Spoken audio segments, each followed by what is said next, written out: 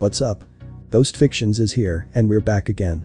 This is the second part of a story where Issei fused with Kaguya and got all tailed beasts. But before we start, please consider subscribe to the channel and give this video a like. Don't forget to check the description for more informations. Now, let's get into part 2. The next day.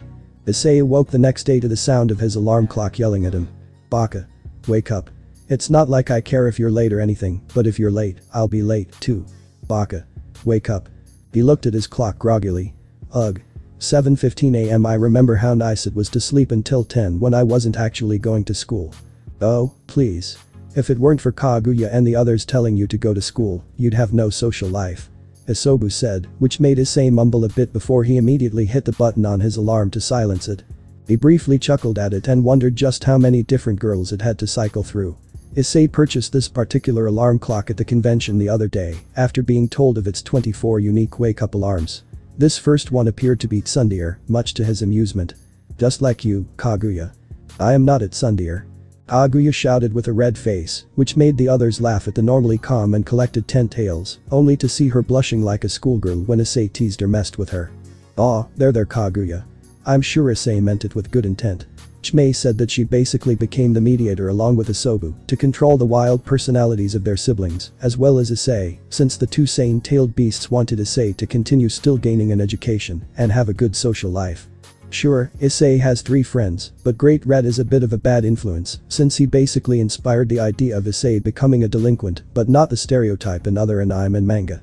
Adaoji and Zou were Issei's friends, but they were acquaintances and rivals since they helped each other get stronger when they weren't at school.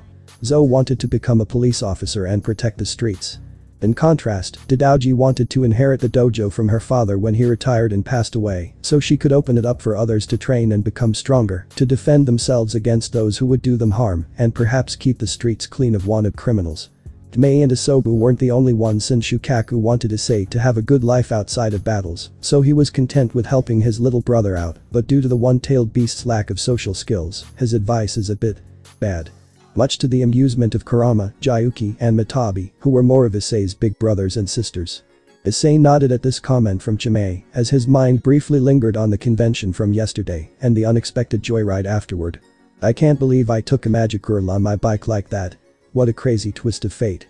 If somebody would have told me earlier that day that I'd be hanging out with a magical girl at a convention, I'd kick their ass. Damn straight. The battle trio stated, which made Son Goku chuckle at the trio, while Isobu and Chimei gained a tick mark on their foreheads and yelled back at them. You 3 are the reason for enabling him. This led to the 5 beasts arguing. Kaguya sighed but smiled at her fellow tailed beasts, while Shukaku was a bit confused about why they were arguing. Kakum. Why are the others arguing about Issei? The 5 tails sighed at her brother's lack of skill in reading the room and such before patting his back and replying. It's an older sibling thing. You wouldn't understand. Ah. I see. Shukaku said as he pulled out a notebook and began to write how to improve his social skills, since Gaara wasn't exactly a social butterfly, even after he became good. By the way, how's Seiken doing in Rin? I know she's basically Rin's partner now and can still come, but still. Shukaku asked before Kakum replied. Oh, she's doing well and has enjoyed looking after Rin. Do you miss all of us together? Kakum asked before Shukaku replied. Well. A little bit since we were all separated and I thought we'd be an ultimate team together, but now Seiken wants to hang out with Rin more, which makes me wonder if the others will want to leave once we all gain a body. Shukaku said, which made Kaguya and Kakum hug the one-tailed beast before patting his head. We forget that you are the youngest of us all, but there's no need to worry. The 10 of us will always be there for each other no matter what. Sure, we might want to do our own thing, but we're family. Well, always have each other's back. Indeed. You can't get rid of us that easily. They're right, you know. Issei said as he yawned. As he got out of bed and quickly got ready for the day. He heard his phone vibrate briefly as he was getting ready and casually walked over to see what it was about. I'll bet it is Mom and Dad telling me they made it safely to Europe. Issei thought to himself as he checked his phone. He was glad that his parents were on vacation for their anniversary, since Issei didn't want them to get mixed with the supernatural world, since he knew that the devils, especially the Redeed, wouldn't hesitate to play dirty to get him to join her peerage. Issei made the mistake of trusting a devil, and that would have been the last time he'd ever make that mistake. His eyes widened shortly afterward when he saw what it was. 11 unread messages. Who the hell sent me all of these? He immediately realized they were not from his parents, but all from a single individual. 8:03 p.m. Hey, Issei-chan, this is Sarah-chan. 8:10 p.m. Thanks again for spending the day with me. It was so much fun. I can't wait to see you again. 8:12 p.m. I'm so excited that I can't stop pacing. That ride you gave me has my heart racing still. 8:16 p.m. Sorry for imposing earlier, but I'm so happy you drove me home. It means a lot to me that I was the first girl you ever took on that bridge stunt you did. 8:20 p.m. By the way, we should really go and see the new Milky Spiral 7 movie sometime, K. 8:28 p.m. What are you doing tomorrow? I'm free all day tomorrow. Also, do you go to Kuo Academy? Your uniform looked familiar to me. 9:01 p.m. Issei-chan. You there? You must be sleeping. Good night, Issei-chan. 12:07 a.m. I can't sleep right now. You awake? 1:14 a.m. So, what do you think about seeing the new Milky Spiral 7 movie? I'm so anxious to hear your answer. It will be fun, I swear. 7:06 a.m. I'm guessing you don't check your phone much. Please reply as soon as you can. I feel like you're ignoring me. 7:16 a.m. If you didn't want to see the new Milky Spiral 7 movie, could we do something else? Anything you want to do, tell me, and I'll be in. Every single one of her messages was filled with emojis and other cutesy icons, ranging from winky faces to overdramatic smiles and frowns. Okay, I know I said the girl was nice and all, but this screams major weird vibes. Maybe she's one of those Yandere girls. Kurama pondered before Mitabi nodded in agreement. Yeah, I know she's energetic, but 11 messages after just hanging out with her? That screams major red flags. Mitabi said, recalling dating sim games like the Harem King Master that she played when she had her temporary body back in the dimensional gap. Maybe she's very lonely and doesn't have very many friends. It wouldn't be such a bad idea since she seemed nice yesterday. Chimei said, thinking that there was more to the girl while Isobu supported her. I agree. Issei should give her a chance. Issei shook his head in disbelief while ignoring his partners in his head. What the hell have I gotten myself into? I haven't even known this chick for 24 hours and she's already blowing my phone with messages. I should reply to her before she goes off the deep end and ends up stalking me. Issei texted her a message on his phone. Hey, Seraphil, I definitely got your messages, all 11 of them. Sorry, you couldn't sleep. I know the adrenaline of writing can keep me awake sometimes, too. Issei immediately got a text back, not even 30 seconds after sending his response to her. Issei-chan. You replied. Yay. Good morning. So, are you busy today? Please tell me soon. The anticipation is killing me. Holy hell, this girl is overdramatic. I've never met someone this excited to hang out with me. Issei thought, shaking his head. This coming from the man who gets excited fighting great red-tailed beasts or his rivals. Kakuo asked, which made Issei blush a bit before he confirmed her statement and he reluctantly texted her back. Well, it is Friday. I suppose I'm free this weekend. I'm not particularly interested in seeing that movie, but I guess we can hang out later. Please. I really want to see that movie. Seraphil messaged back. Then see it without me. He messaged back. It won't be as fun without you. Please go with me. I don't want to go by myself. My sister is being mean to me and has already refused to go. Seraphil's message came back almost instantly. Alright, fine. I don't know why you're so adamant about seeing it with me, though. Issei responded. You're the only person I know in this town and you'll keep me safe from all the stalkers. Seraphil shot back. What am I, your bodyguard? Maybe. I'll pick you up at 6 at your house. No. I'd prefer you not to come by my house. My sister goes to your school and is a control freak. She probably wouldn't like me hanging out with one of her classmates. Pick me up at the bus stop. There's a super amazing mall right next to the movie theater, too. I have already bought tickets for the movie for us. We should get there by 9. Can't wait to see you tonight. Seraphil texted back with more winky and smiley face emojis. She already bought the tickets before I even agreed to this. This girl's a whack job, but at least she's a hot whack job. Wait. She said her sister goes to Kuo. How old is Seraphil? I should probably ask her when I see her later. Issei thought as he put his phone away and went to school. Meanwhile, the tailed beasts have their suspicions about the Seraphil girl and what kind of person she is. Okay, now we all know that. Granted, Issei isn't dating either Zou or Dadaoji right now, but that doesn't mean that they're not interested in him. Kaguya said before pulling out the file they had on Seraphil. Now, as for this Seraphil girl, she's an odd one, since she seems to be an excited girl who's into cosplay, loves adrenaline rushes, enjoys Issei's company, and even brings him out of his comfort zone. Indeed, but let's not forget that she's also a childish girl who seems to be persistent in trying to get her way and struggles with communication with others, which is probably why she doesn't have very many or no friends. Matabi said while narrowing her eyes at the picture since this girl rubbed her the wrong way for some reason. Plus, the girl seems to have that ridiculous perfume on her that's messing with my nose. Also, I could detect that the girl is strong, but she seems to be a strange woman who seems to be hiding something, and someone like her living in the rich part of town with a sister going to Kuo Academy. Only 2 girls in that school come to mind. Kurama said, which made Shikaku nod in response. We're all thinking the same people. Sona Citri and Ria's Gremory. Chimay said before continuing. Those 2 are the richest girls at the school, and if this Arafo woman is one of their sisters, then it makes sense why she's wearing that same perfume to mask her scent. But we can't prove if she's someone we can trust or not since the last time we were deceived by a devil that we thought was friendly, they stabbed Issei in the back and nearly killed him when he was just starting before meeting Zo and Dadaoji. This made the tailed beasts growl since they recalled the date back when Issei was 13 and met a devil who they thought would have been a great friend to Issei, only for them to learn that the devil didn't care about him and wanted to kill him and make Issei into a servant. This made Issei learn about the Mao faction and think that all devils are the same and that they cannot be trusted. Kaguya gritted her teeth for being deceived that day, which is why she and the others would wait until Serafal revealed her intentions before they told Issei about Serafal and who she was. But for now, they'd wait until it was time for now, though it was time for school. Back at Kuo Academy, Sona was sighing while she was looking through some papers and Riaz was sitting across, curious and concerned about her friend's predicament. I informed Surziches and the others about Issei and his friends, but they're worried that their presence here is going to be dangerous, since they're unsure if they can be trusted comrades that we can try to get on our side. Sona said as she adjusted her glasses again. Riaz frowned. You said my brother was sending someone to keep an eye on the situation here. Who did he send? Grafia. She would definitely be able to tell us if they are trustworthy. Unfortunately, out of all the good options he had, Surziches Sama sent my sister, Serafal. She got here just yesterday. She's in the city if anything serious requires intervention, but thankfully, your brother told her to stay away from the school so that she wouldn't provoke a conflict. Sona answered. Leviathan Sama is here. Riaz said, surprised. Sona nodded.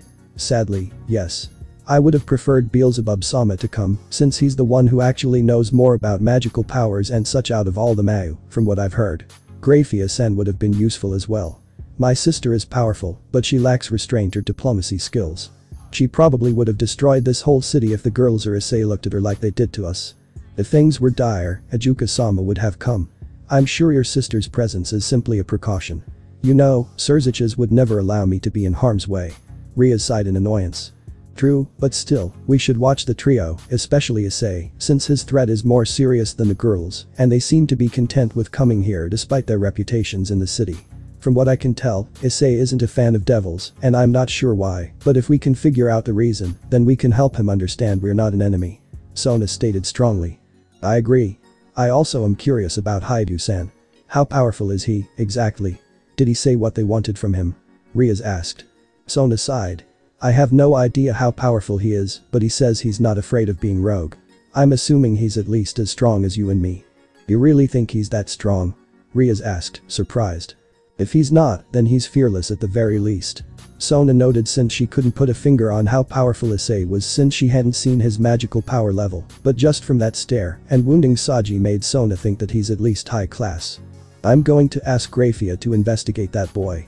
If he is a target for the old Satan faction, then we must find out as soon as possible. Riaz said seriously. Let me know if she discovers anything relevant. Sona stated before walking away with her peerage but stopped at the door. By the way, how are you and your group doing after the stray devil? Riaz stiffed a bit since she didn't exactly tell the whole truth due to her pride as a pureblood, but she said the stray was taken care of, so it was no problem. Akeno and Kiba are fine, but Kaneko is still a bit winded by her injuries. She and Kaiba suffered the most, but luckily, Kiba healed faster thanks to his stubbornness. Riaz said, which made Sona chuckle at the comment before leaving the heiress alone. Riaz relaxed while pondering how to approach Issei. Later. Issei was finally through the long and arduous school day and was somewhat looking forward to seeing Serafal, especially after Zo and Dadaoji were laughing when Issei told them about yesterday, until they encouraged Issei about giving Serafal a chance since he's never gone on a date before in his life. While Issei walked down the stairs pondering about meeting Serafal, his path was blocked when a devil stepped in front of him. Much to Issei's surprise, it was Saji. He seemed less angry and more serious as if he had something to say. Issei crossed his arms and asked, "You need something? Can I talk to you?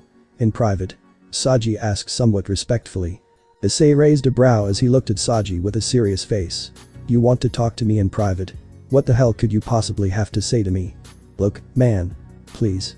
Saji asked again before looking around at the curious students who wondered what Saji was talking to Issei for. The sage of the sixth path sighed before nodding. Alright, fine. Lead the way.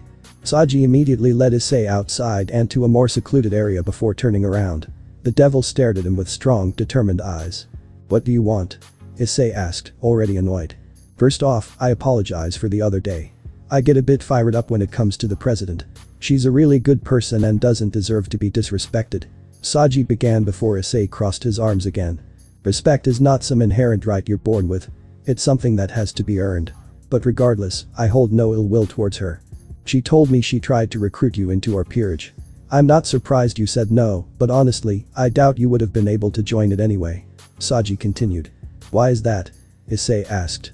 Her peerage is pretty much full except for her pawns. There are 8 total evil pieces for pawns in a high-class devil's peerage. I took up 4 of them, and considering you're way stronger than me, I thought the other 4 wouldn't have been enough to make you a devil. Saji explained thoroughly. Is there a point to this? Issei asked as he checked the time since he liked quiet conversations that dragged out. Saji nodded. Yeah, there is. I heard you're strong, and I wanted to ask if you would train me. Issei deadpanned at him before asking. What? Denied. The tailed beast said unanimously since they weren't impressed by the wanted white knight. Look, man, this is shameful for me, alright. But I don't really know who else to ask. My sacred gear has a dragon in it and I figured you could at least help me out a little bit, you know, seeing as how you're a strong human, too. Saji said, almost embarrassed. Issei shrugged. Look, even if I could help you, which I probably can't, why would I want to?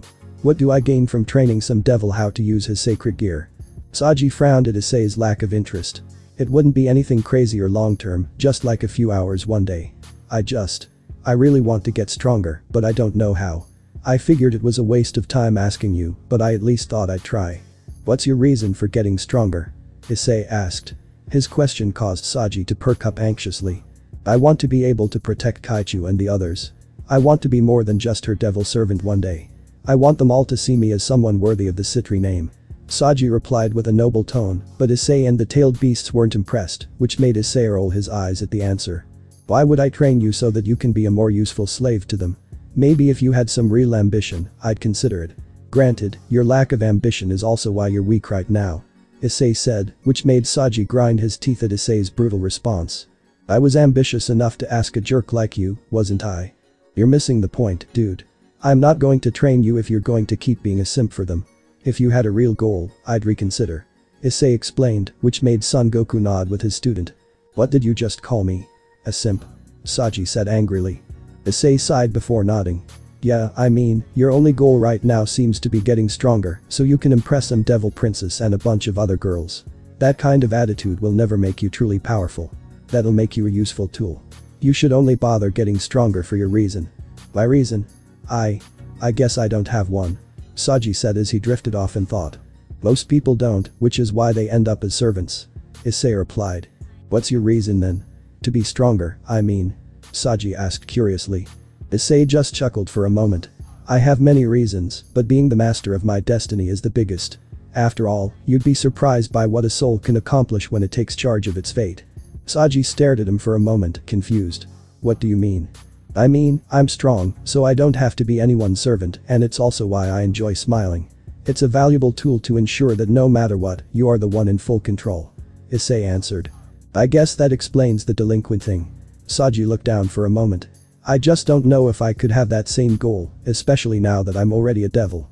You don't have to take it as far as me, but at the very least, you should want something more for yourself. Get stronger for yourself, not for them. In doing so, you'll probably end up impressing them more than you ever would as a selfless white knight. Also, if you want the president to like you, then stop sucking up to her like all the other servants. She'll never respect you otherwise. Issei said calmly. I never really thought of it that way. Saji said distantly as if he was absorbing Issei's words. When you find your reason, let me know, and maybe I'll consider training you. You could ask Dadaoji or Zo. They'd probably be able to help you better than me. Issei said casually as he turned to leave. Hey, Haidu-san, are we at least cool then? Saji asked. Yeah, we're fine. Just don't piss me off, and we'll stay that way. Issei replied before walking off and headed for his motorcycle. Well then. Time to get ready for my date with a magical girl.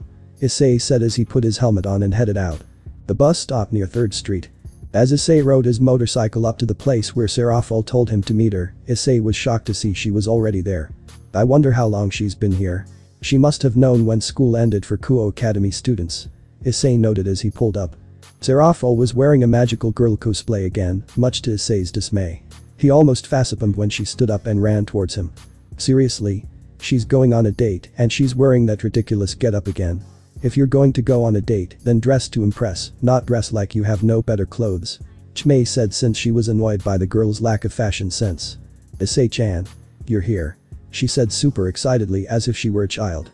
Issei looked at her outfit and sighed. You're wearing that getup again. We're not going to a convention, you know. Yeah, but it's a Milky Spiral 7 movie. Serafal announced. And why does that mean you have to dress up? He asked. Serafal gave him a guilty smile as she looked down and replied. Well, it is the opening day for the movie. Unless it gives you a special perk for cosplay, then count me out. You wouldn't catch me dead in something like that. Mitabi said, which made Kaguya, Seiken, who was excited about this, and Kakuya look at the cat in amusement before putting the idea of the fire cat in magical girl cosplay, which made Issei and the guys put their tongues, much to the cat's embarrassment. So what time was it again? 9. Issei asked. Yep. We have some time before it starts, so let's go to the mall and go shopping. Serafal cheered. A moment later, Serafal immediately got on the back of his motorcycle and wrapped her arms around his waist. We can get dinner before the movie too. I'll let you pick the place. Okay, and how long is this movie anyway? Issei asked curiously. It's almost 3 hours long. 2 hours and 45 minutes, to be exact. Though we have to stay for the end credit special scene. She said cheerily. Are you serious? I can't sit through 3 hours of magical girls. Issei thought, horrified. And since when did anime movies get that long?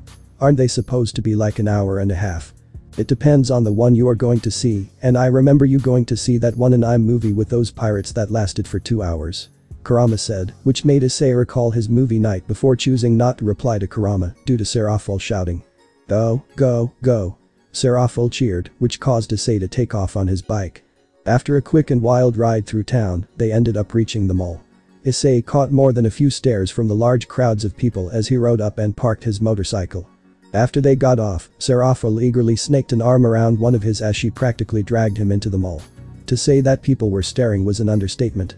People's eyes were glued to the odd pair as they walked inside past the various crowds of mall-goers. Issei felt almost embarrassed to be seen hanging out with a magical girl cosplayer in public like this, but considering how beautiful Serafal was, nobody could really blame him.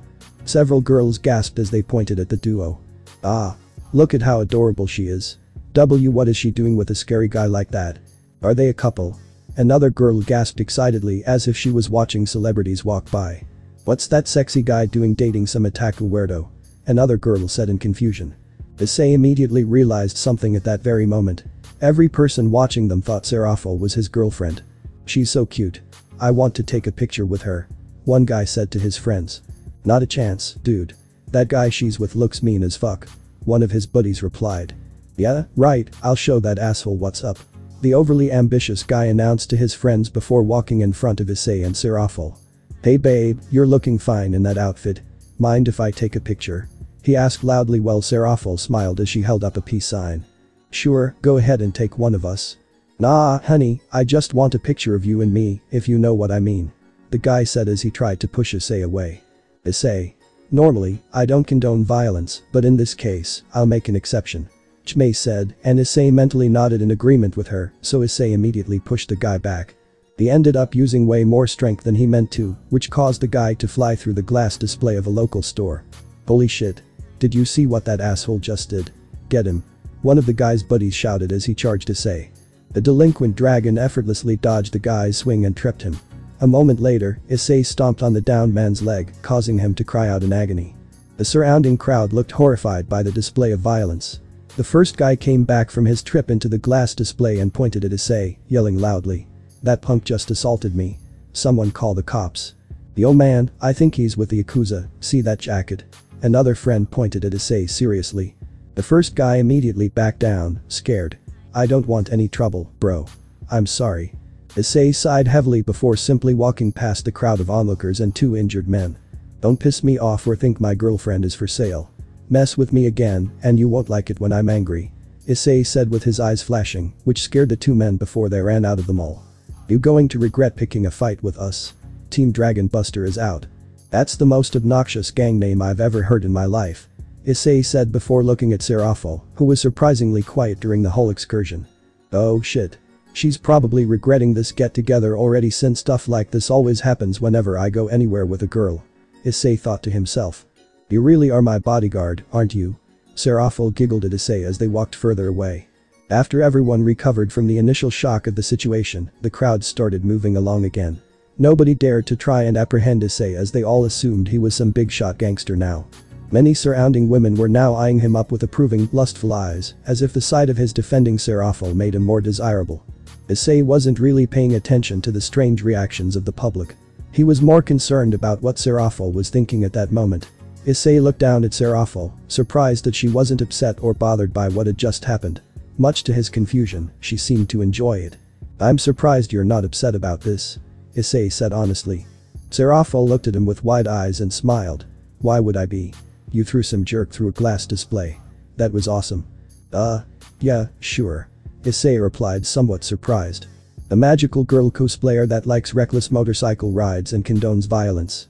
She keeps getting weirder. Man, I hope these people don't think I was trying to be chivalrous. Issei thought to himself as several women gave him dreamy looks. Nah.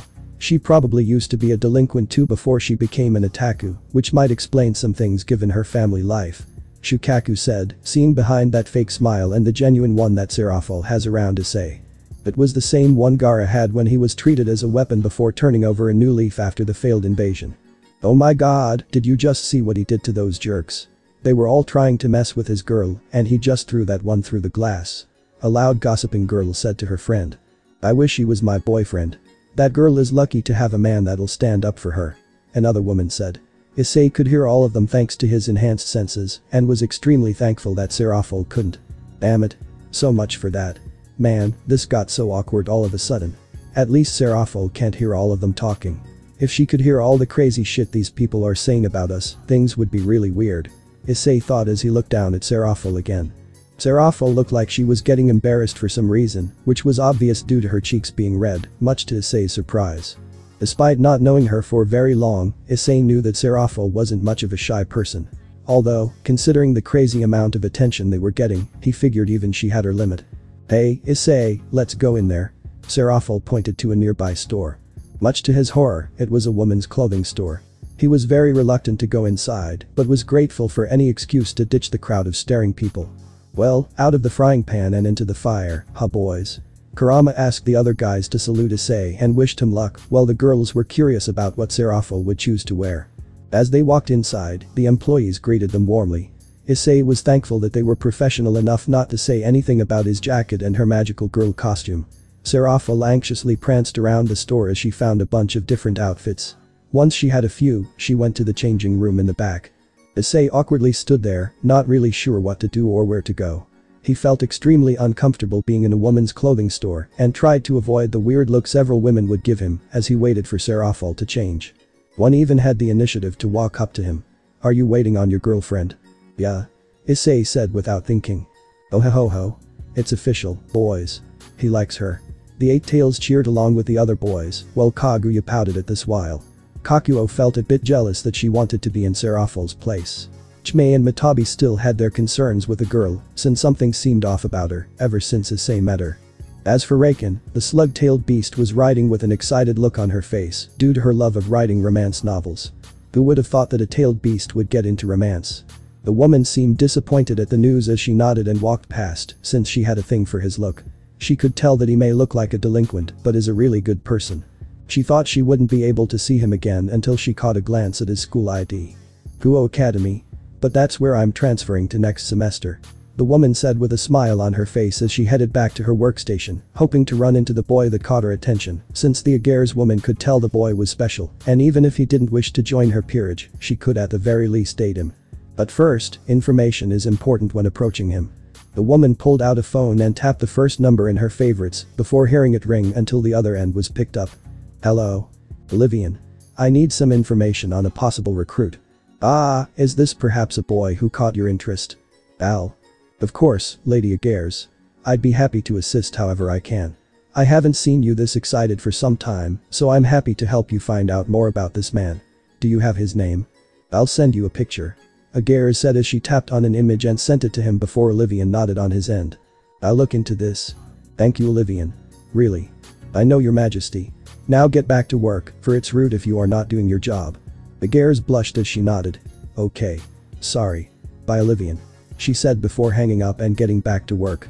Meanwhile, Issei didn't care enough to figure out why she even bothered to ask him, that is, until a moment later, the curtain opened up and Serafal walked out. She appeared a bit flustered again as she looked at Issei. What? Issei asked as he tried to read her expression. Serafal immediately looked down. Nothing. So how does it look on me? The girl picked out a sexy punk-looking outfit that almost matched him. It consisted of a cute sleeveless black top with a black and red frilly skirt and fishnet stockings. She also had some black boots and armlets on as well. Not bad. And here I thought she had no style or taste. Chimay said before Issei commented on Serafal's attire. You look awesome. Next time we go stunt riding, you should definitely wear that. Issei remarked with approval. Serafal continued trying on multiple different outfits for the next hour. For some reason, Issei felt more comfortable with being in the store now and was surprisingly not hating the shopping experience.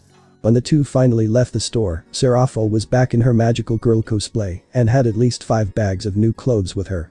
Ugh. I prefer she at least wear some of the pink clothes since it would ward off the creeps who want to take a picture with her. Chimay said, annoyed by the girl's costume, but she could tell that Serafal seemed to be in a really good mood, much to Issei's relief. They continued their shopping for several more hours and ended up buying the Milky Spiral 7 video game and some random other games.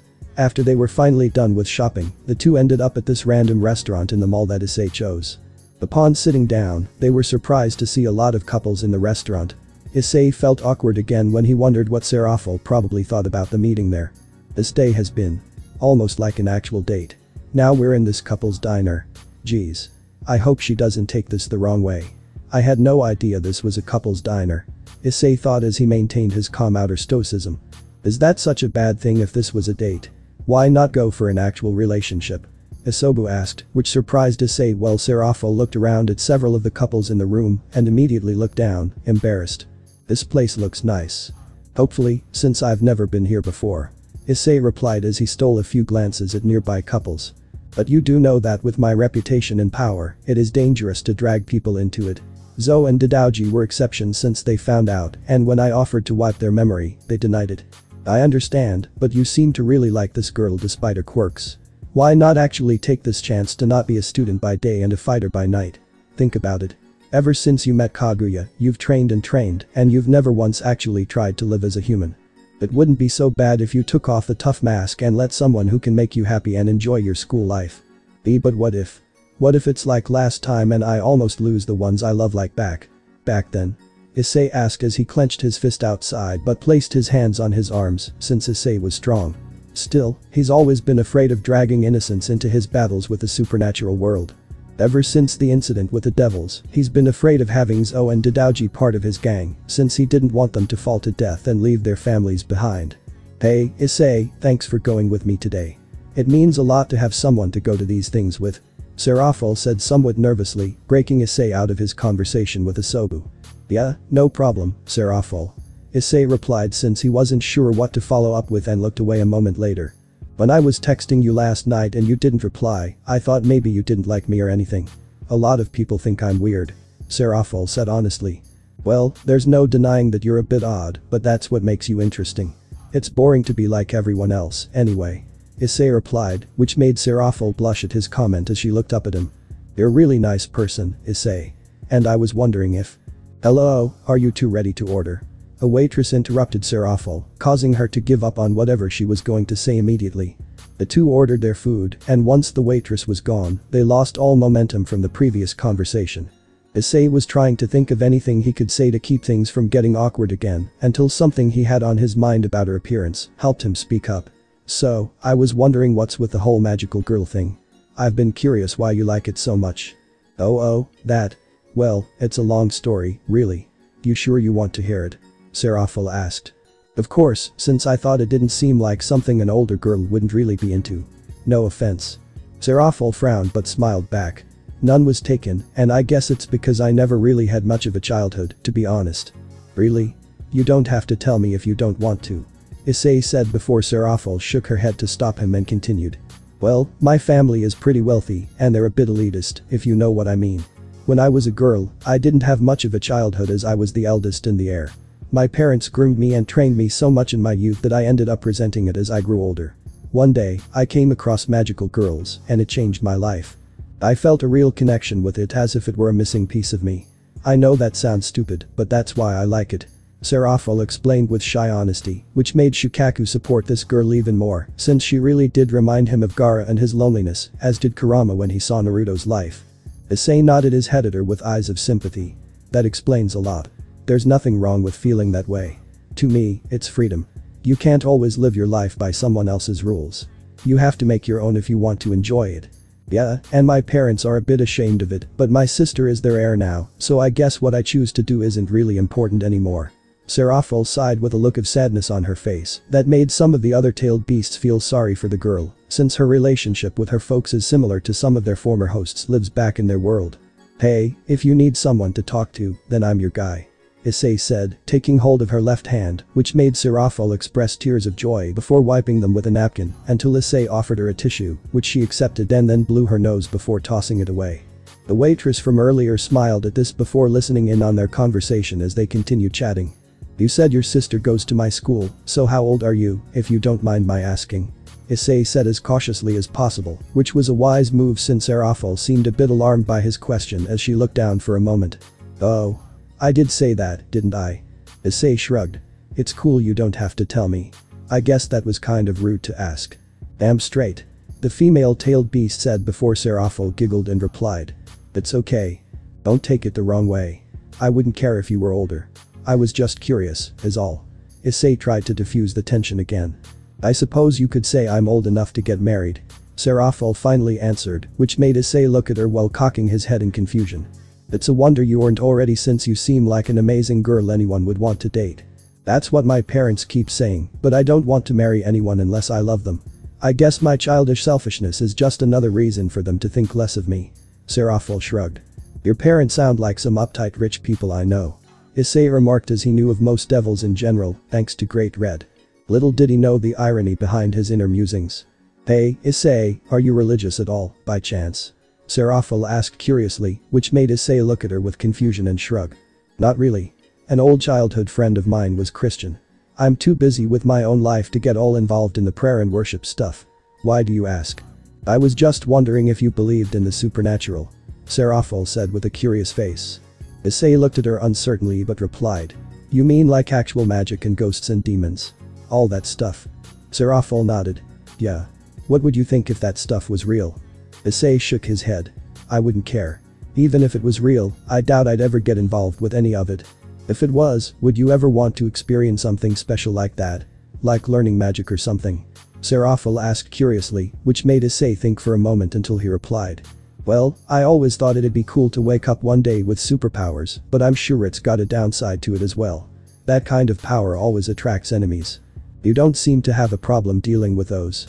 Serafal said with a smile. This girl. Could she possibly be? Issei said in his mind before his nose picked up a peculiar scent. One that was very familiar with him since it was the same scent as the person he killed back when he was 13. Serafal didn't notice his shock as she looked away for a moment before making eye contact again, with a calm Issei this time. What if I told you I was an actual magical girl? I'd probably believe you. You've convinced me to hang out with you. If that's not magic, I don't know what is. She blushed at his statement and didn't say anything in response. The moment those words left his lips, Issei thought about them more carefully. Wait. What the hell did I just say to her? Plus this scent she's. Issei. Kaguya shouted as she then wrapped her arms around Issei and calmed him down. I understand your concern, but the others and I think this girl holds no ill intentions. Think about it. Why else would she want to hang out with you after just one meeting? We've been listening and watching what she's saying, and so far, she's been nothing but truthful and afraid. Afraid you'll see her as a monster if you knew who she really was. Issei was shocked by this before Serafal continued with a real smile on her face. I'm just glad I met you since nobody I know really treats me like an actual girl except for you. My family and even most of my friends see me as some rich irresponsible woman who should take everything more seriously. It's nice having someone who doesn't judge me for being the way I am. See? You can hear it, can't you? The honesty and love she has for you in her words. Give her a chance, and who knows, she might make you really happy like you make her. Kaguya said, which made Issei smile at the idea of actually having a girlfriend before entering the conversation. Oh, I still judge you. Issei laughed. Seraphil's face immediately reddened as she looked at him embarrassed. Why you do? I see you as a fun girl and a good person. A bit weird and probably a bit crazy, but hey, that's what makes people special. Issei noted, which made Seraphil smile before asking him. Hey Issei. Can I ask you something? Seraphil spoke slowly. Go ahead. He nodded. Earlier, when we were shopping, someone said Seraphil tried to speak but was interrupted again when the server showed up with their food. Here's your meals. They're hot, so be careful. The waitress announced as she placed the food in front of them. Oh, sweet. Issei said as he immediately dug into his meal. Seraphil lost her momentum again and decided to give up on the topic as she ate her meal as well. The two ate in silence for about a minute until Issei looked back at her. What were you trying to tell me? I was wondering if you really see me as a girlfriend. When you said it back at the shop. Seraphil said with a smile before going back to her food, which made Issei freeze a bit as the memory was in his mind before looking back at Seraphil, who seemed to enjoy her meal until Issei replied to her. I've never had an actual girlfriend before, so I don't know how to be a good boyfriend. Issei said before Seraphil placed her burger down, wiped her hands, and brought Issei's left hand to her lips, which made Issei blush even more when she kissed it with a sincere smile. We can take it one day at a time. I hope you're okay with my personality. Seraphil said, a bit embarrassed, before Issei walked to her and kissed her lips, which made the onlookers gush at this while. Seraphil blushed at this kiss as well until Issei separated from her and replied. I'd love to go out with you again. Issei said, which made Seraphil turn red like an apple before going back to her food. Issei ignored his brothers, who were cheering for him. Kaguya and Kakuo smiled at this and didn't seem fazed since both of them had their first kiss before the magic girl, but they supported her. The duo ate the rest of their meal in relative silence, minus a few comments here and there about the taste of the food. After they finished eating, both were alarmed when the waitress brought over a single large milkshake with 2 straws. Both Issei and Seraphil looked at it uncertainly as the waitress happily placed it between them. I don't think we ordered a milkshake. Issei said immediately. The waitress smiled at them and shook her head. No, but this one is on the house for that amazing Milky Spiral 7 cosplay. Thank you. Seraphil said with a warm smile. You're so adorable. It's cute seeing Miltan with a delinquent tough guy. The waitress giggled as she looked between Issei and Seraphil. Plus, that kiss and confession really made the boss's day. We're going to see the new Milky Spiral 7 movie tonight. Seraphil announced proudly. The waitress looked at them surprised and glanced over at Issei. I guess looks are deceiving because your boyfriend is a sweetheart for taking you to see it. I'm so jealous. Can I please take a picture with you too? Issei and Seraphil nodded as the waitress joyously looked at them. Thanks a lot. You guys have fun now. Enjoy the rest of your date. You treat her nice now, boyfriend Kun. Issei and Seraphil both made eye contact after the girl was gone and stared at each other uncertainly until Seraphil broke the silence. How's that milkshake taste? Can I have some too? Go ahead, there's 2 straws. Issei replied, immediately going back to drinking it. The two quietly slurped out of the large milkshake with their faces not far apart. Issei had no idea what was going through Seraphil's mind right now, but she didn't have anything to say about the boyfriend's comment.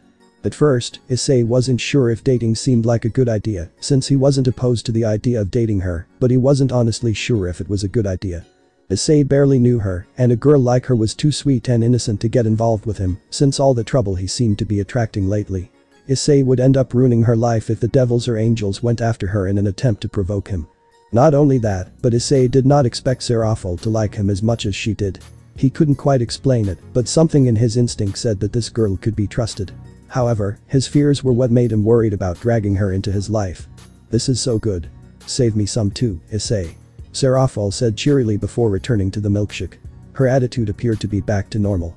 Issei smiled at this before he checked the time and saw that it was 8:30 before looking up. We need to get going if we want to catch the movie. Oh, the movie starts soon. Come on, Issei, let's hurry. Seraphil said urgently as she slapped down a ton of money on the table and dragged him out of the restaurant. Issei didn't have time to see how much it was, but it was clearly way more than the cost of their meals. After leaving, they quickly made their way to the movie theater and, after some brief waiting, finally made it to their seats. I can't wait for this movie. Seraphil announced as she and Issei sat down in a middle row. This is going to be a long 3 hours.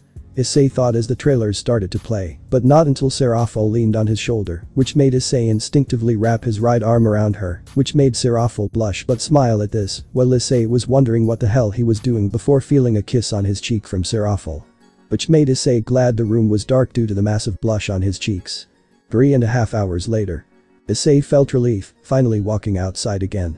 He cracked his head and back while internally cringing a bit along with the other guys and some of the girls. I'm never going to watch another magical girl movie for as long as I live. Why the hell did I go out with her? I could have been flying around with Red right about now. Speaking of which, the big guy is probably wondering where I've been all week. I agree. Since that was so annoyingly and stupidly cliché, I was able to figure out how it ended before the second hour. Kurama groaned. At the same time, Matabi gagged at the idea of being in that ridiculous costume. How do little kids like this? It's so stupid. What about the miniskirt? I mean, do they just love to flash their underwear to anyone, and the villain was so boring I wanted to kill myself. Not to mention, the fights were just as dumb as the names of their attacks. Gyubi said while Shukaku and Asoba were silent due to them falling asleep along with Shimei, until Kaguya voiced her own comments. Huh. Now I know how stupid the people of our world are for shouting their attacks like in the anime and manga Issei reads, since the enemy was able to either counter or dodge them. Kaguya said until Serafal cheered happily. That was amazing. Can you believe how that final battle went? I want to learn how to do that sparkling twilight attack. Well, at least you liked it. Issei said, still recovering from the mind-numbing movie since he almost fell asleep a few times during the battles. Which seemed dull in his opinion. This has been such an amazing day. I'm so glad you came with me. Serafal said happily before Issei checked the time. Well, it's pretty late. I should drop you off at home. Already? Serafal gasped, somewhat disappointed. Yeah, it's late, and I don't know what else you expect to do tonight.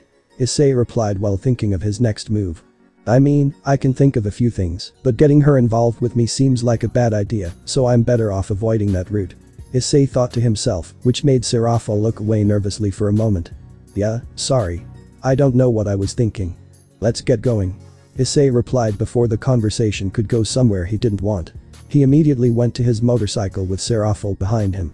Unfortunately, it was as if the universe was delaying him due to a couple of delinquents from earlier, with the idiot Issei through a wall that appeared around them. DCH. So the coward went to his buddies to hang up on two people on a date. How rude. Issei said with Serafal being surprised until the leader approached him and asked. Why don't you let us take that girl off your hands, and we'll call it even, huh? The leader said while gazing at her chest before Issei's left fist met his face and sent him flying past his motorcycle and crashing into a light pole. Anyone else? Or is he the only one with a brain cell? Issei asked before the gang of 50 people charged at them, which made Issei sigh in annoyance before he grabbed Serafal's wand, much to her surprise, and used it as a club, much to the guy's shock, until Issei held up the wands and poured some yin chakra into it. You're really going to do it? Kaguya asked before Issei replied. Yes, since it'll not kill them and end this quickly. Issei said before aiming at them. Now cleanse the darkness of this world. Purging light. Issei shouted as the guys were blasted by the light and collapsed on the sidewalk, much to Serafal's surprise, before Issei handed the wand back to her. Sorry, it seemed like the best way to knock them out with a stun grenade and a taser. Issei said while holding up the two items, which hid the fact that the spell was a blinding light that allowed Issei to move quickly and knock out the group. Serafal was blushing as he spoke to her before hugging Issei and smiling at his shocked expression. You really are a wonderful guy. A couple of minutes later. Issei came to a stop in front of her house, which Serafal thanked him for as she got off and looked at him with a wide smile. Thanks for driving quietly through the neighborhood, at least. Serafal said with a laugh. It wasn't a problem. I'll see you around, I guess. Issei said before Serafal grabbed his sleeve and asked with a shy expression. Promise me we'll hang out again sometime soon, okay? Serafal asked hopefully before Issei smiled and nodded since he decided to stop being afraid and take a risk with the magical girl that made the past 2 days surprising for him. Of course, Serafal. I look forward to dating you again. Issei said until Serafal thanked him again with a kiss on the lips, shocking Issei as Serafal also tongued him a bit, which made Issei reciprocate the kiss as he hugged Serafal close to his body, which made Serafal moan in pleasure and loved this feeling until Issei grabbed her ass and squeezed it a bit. Making Serafal moan some more until the two dissipated due to a lack of air, much to the tailed beast's shock until they cheered for him again. Issei and Serafal didn't say anything else as the two said one last goodbye before he drove down the street. He shook his head to clear it, but the kiss was powerful and really messed with his thinking. I think I'll introduce her to Rin next time I go visit her at the hospital. Issei said before tasting her lipstick on his lips and groaned as he felt his heartbeat, which made the guys cheer for Issei while Kaguya and Kakuo felt jealous of the girl, but also chuckled since Rin would not let Issei live it down when she learned of Issei's girlfriend. Saturday morning, Issei's house. Issei awoke the next day to the sound of loud knocking on his front door. He shook his head, annoyed. Who the hell is knocking on my door this early in the morning? He didn't bother putting a shirt on as he made his way to the front door in his boxers. Without any hesitation, he opened it and looked outside. To his surprise, he saw two girls standing outside his door. Both were wearing white robes with what appeared to be black tights underneath.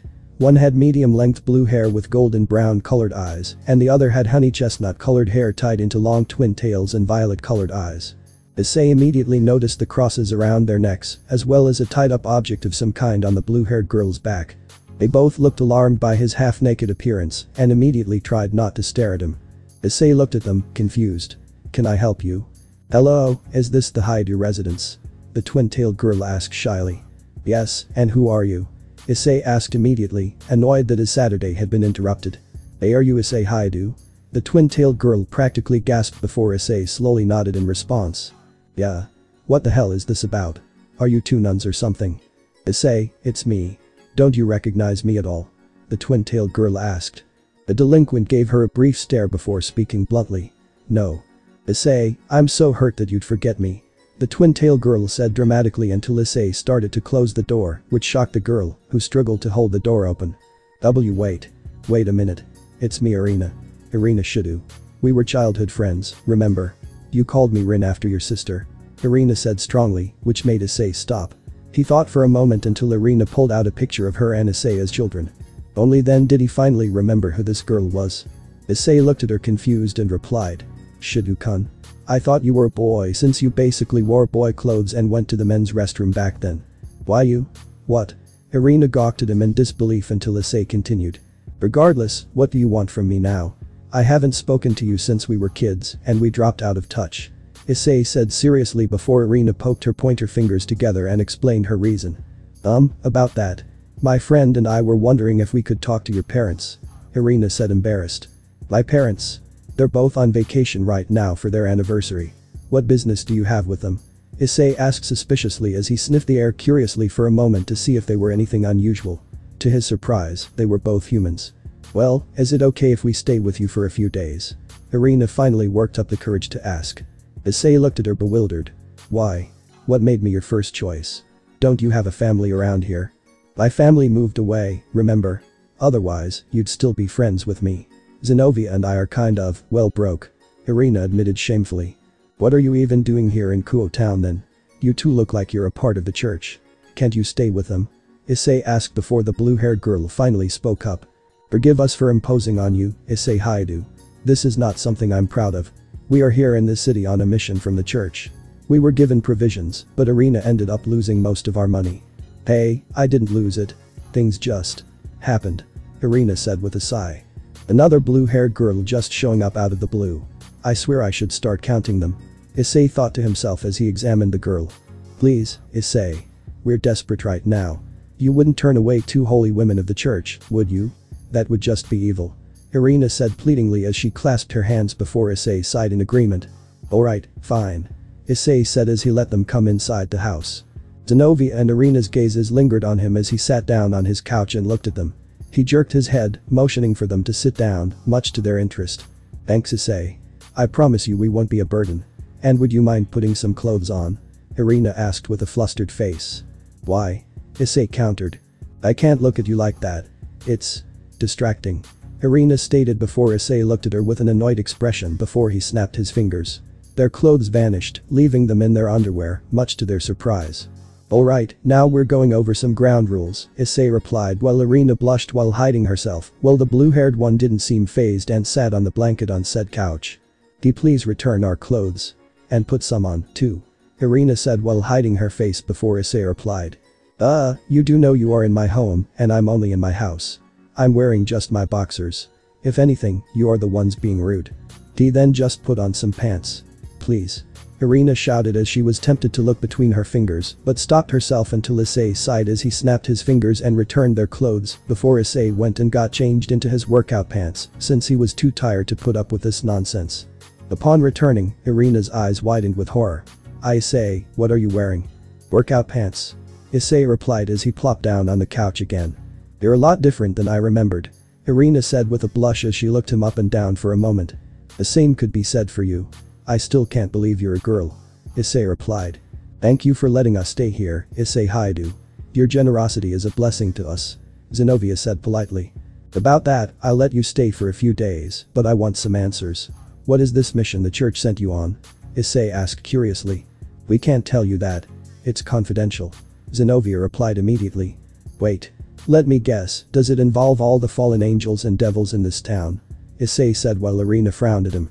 Are you making fun of us? I know you're not much of a believer, Issei, but we're seriously here for something important and we can't tell you what it is. I wasn't making fun of you since there's a lot of devils in this town, so it would only make sense for the church to want to investigate it. Besides, that thing on her back looks like a sword. What the hell would you be doing here with one of those? Issei questioned as he looked over at Zenovia. They both seemed caught off guard by Issei's intuition. The two traded glances with one another before Irina spoke up again. How much do you know about the supernatural happenings around Kuo, Issei? I know my high school is full of devils. I know the church in this town is a fallen angel base, and I know you two aren't simple nuns or whatever. The dragon answered. Zenovia's eyes widened. Have you had any supernatural encounters? Unfortunately, I have. We can't let you get involved with things then. It's too dangerous for a normal person. Zenovia said stoically. And you two aren't normal people?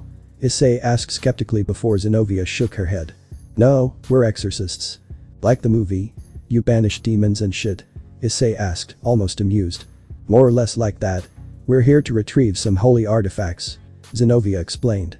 Zenovia? You can't tell him that. Irina protested. The blue-haired girl shook her head. It's enough to satisfy his curiosity and retain our confidentiality. I see no issue with it. Besides, your friend is already aware of the dangers in the city. Speaking of which, how exactly do you know about the angels and devils, Issei? Irina asked anxiously. I'll tell you that when you tell me what you're after. Touché, Issei. Irina replied with a chuckle. Alright, well, you two are probably hungry. Help yourselves to whatever you want. I'm going to go make myself some breakfast. Issei said casually as he walked over to his kitchen. A moment later, another loud knocking came from the front door. Issei looked at it, annoyed. Tell me you two don't have more friends coming. No, it's just the two of us. Zenovia said suspiciously as she eyed the door. Wait, Issei, it might not be safe for you two. Irina tried to voice her concern, but Issei ignored her as he opened the door again. Outside, he saw two familiar faces, Rainer and Kalwerner. Rainer was wearing a black skirt and a lavender top. She appeared to be wearing casual attire, much to Issei's confusion. Kalwerner was wearing the same revealing outfit as the last time he saw her. For some reason, Rainer was also holding a large tray of some kind. What are you two doing here? Issei said, confused.